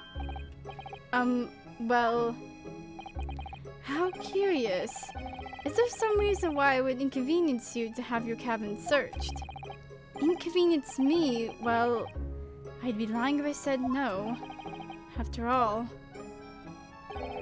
There's a stowaway in that wardrobe, right over there. It's just me in here, you see? No one else. So you might perhaps want to focus your attention on one of the other first-class cabins. As it happens, you are the only first-class passenger at present. The other cabins are vacant. Oh.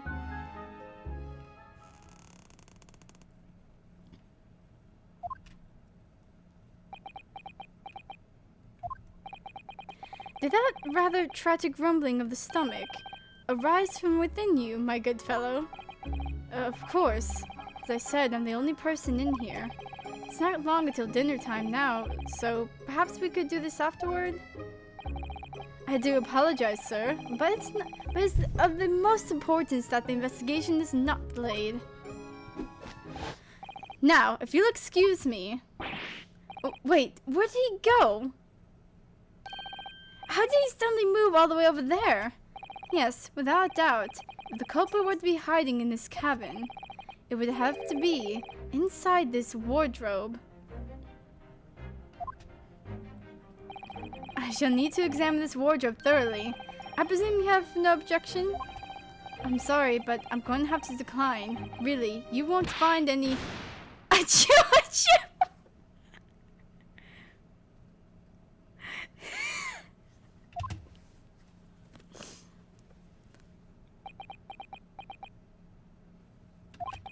Did those two rather tragic sneezes arise from your good self? Of course they did. As I said, I'm the only person in here. You have a curious knack of talking while sneezing then? Twice, no less. This is going to be a tough one to argue. I was watching you quite intently, sir, and I assure you I saw no signs of a sneeze. Couldn't Ryunosuke have held his nose? As I was saying, I shall need to examine this wardrobe. You've had it now then. The game's up.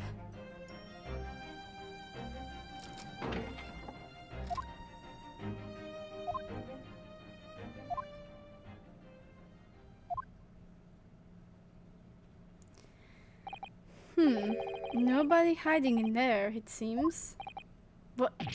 What? You seem surprised. No, not at all. Yes, I am. He was hiding in there for sure. I shut the doors on him myself.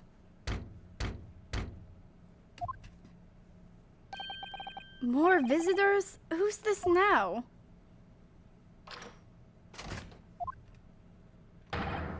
Excusing me. Oh, Seaman Stroganoff? Sorry for disturbing, but crime has been committed on board ship. Yes, I heard. A terrible theft, apparently. How do you know this? Well, the detective here just informed me, you see. Detective? Yes, I assumed you must have asked him to investigate. Detective, could you... What? Where did he go? I must ask you to cooperate with investigation into this crime, fully. Uh-oh, he's glaring at the wardrobe already.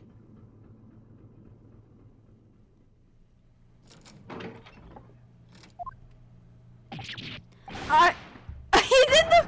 Well done! You found me. What were you doing hiding in my wardrobe?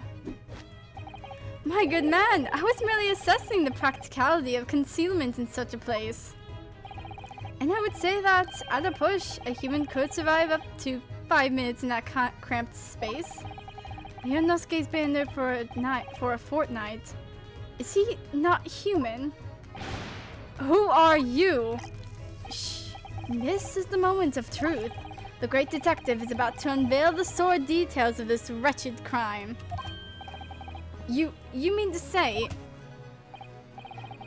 Yes, there can be no doubt that the culprit of this terrible theft did indeed conceal himself within this wardrobe.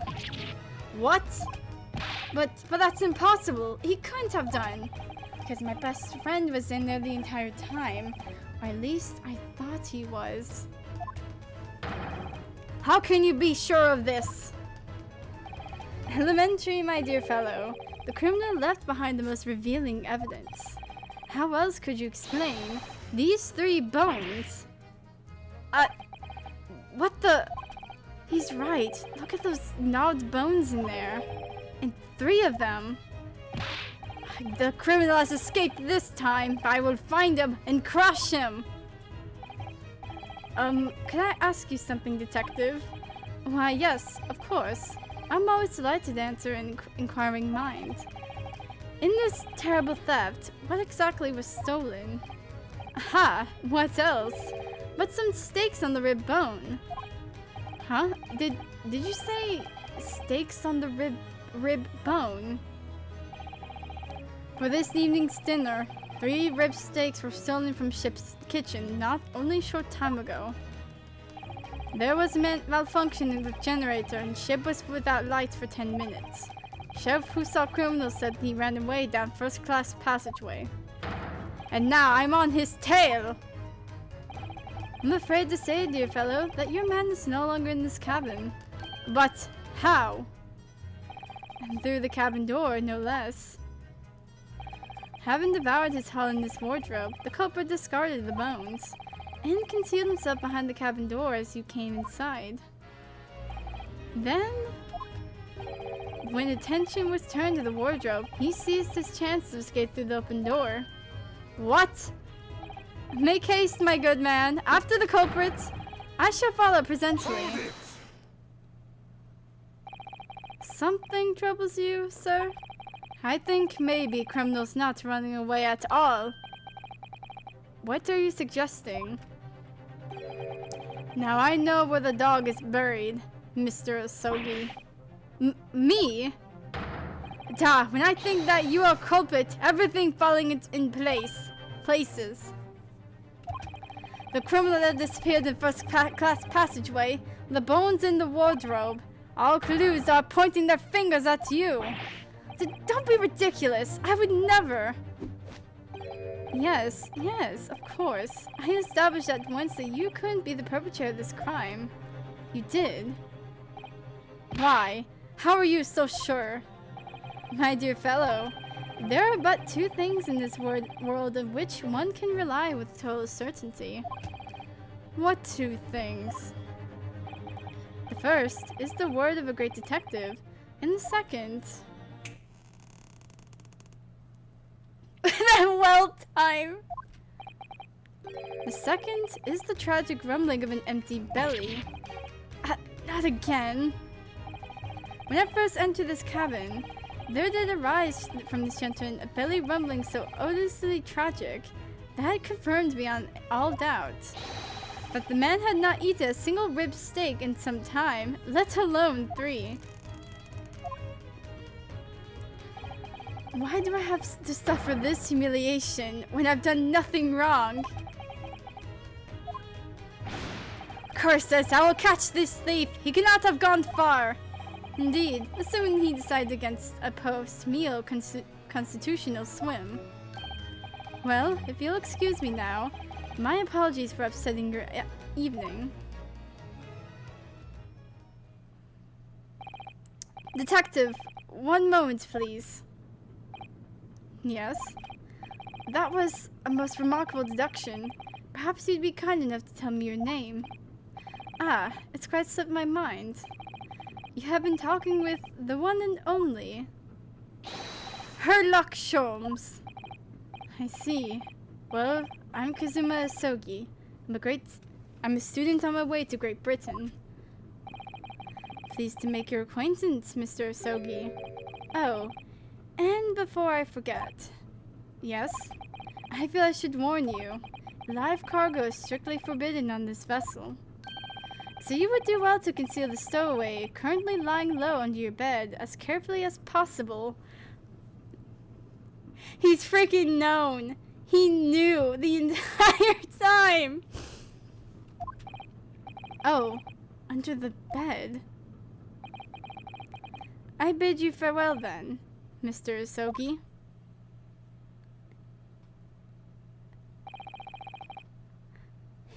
Like, he knew. He knew that Ryunosuke's been here the entire time, especially during that case. He knew.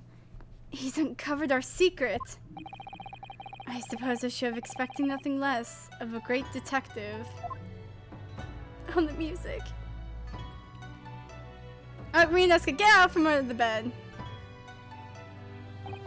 Now then. When did you move under the bed? I thought we had it when you opened the wardrobe door. Ah, well, it was thanks to that split-second chance you engineered. What? You distracted him for a moment, remember? When you suggested that he investigate the other cabins instead. Oh yes, he turned to look towards the corridor, didn't he? Well, I couldn't see what he was doing, of course. But I thought to myself, it's now or never. And the next thing I knew, I was under the bed. You really know how to give me a scare, don't you? Anyway, what's all this about the rib steaks, eh? Sorry about that. I've just been so hungry.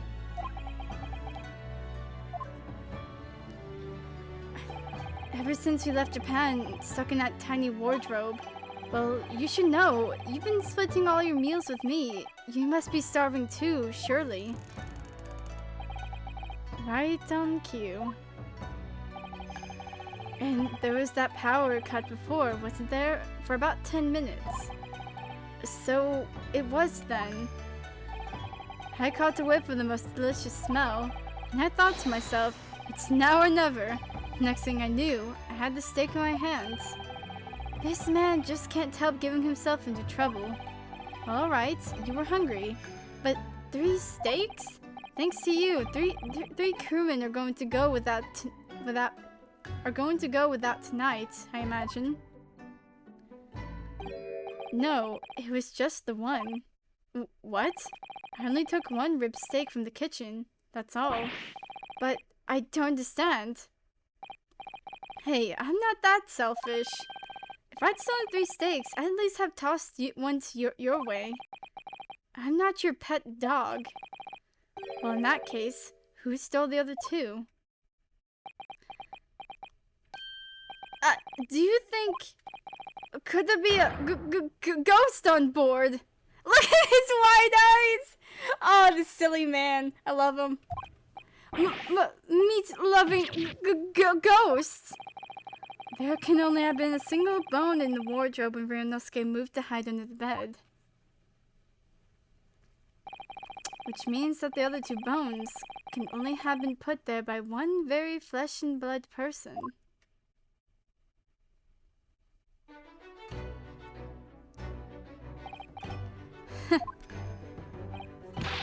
What's so funny? We're on a haunted ghost ship. Look, they're both together! They're on screen! A great detective or a great mischief maker. Either way, I think I'd like to spend a little more time getting to know that man. The great Herlock Sholmes.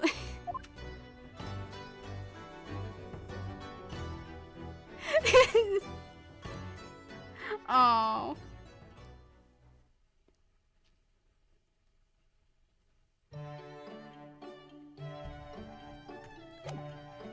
And yeah, there's the freaking escapade. Frick the dead. This freaking room. I wish it wasn't like this room, it was the other one. There's this. Yeah, so yeah, Sholmes knew the entire freaking time, and he put the stakes there, the punk. He took 2 stakes.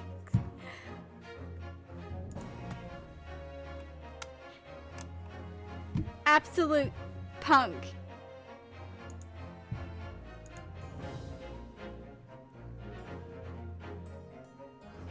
Okay. Yeah, so this is where I'm gonna end it here. I'm upset that they just pulled like a Mia Fey and just like killed him. That's so awful. But at least like Ryunosuke is able to go to Great Britain though for his honor. And oh, what a case that's gonna be. But that'll be until the next time I stream this. I hope you guys have a wonderful day. And I shall see y'all for next stream, like for Hollow Knight for the next stream. Whenever that may be. Bye!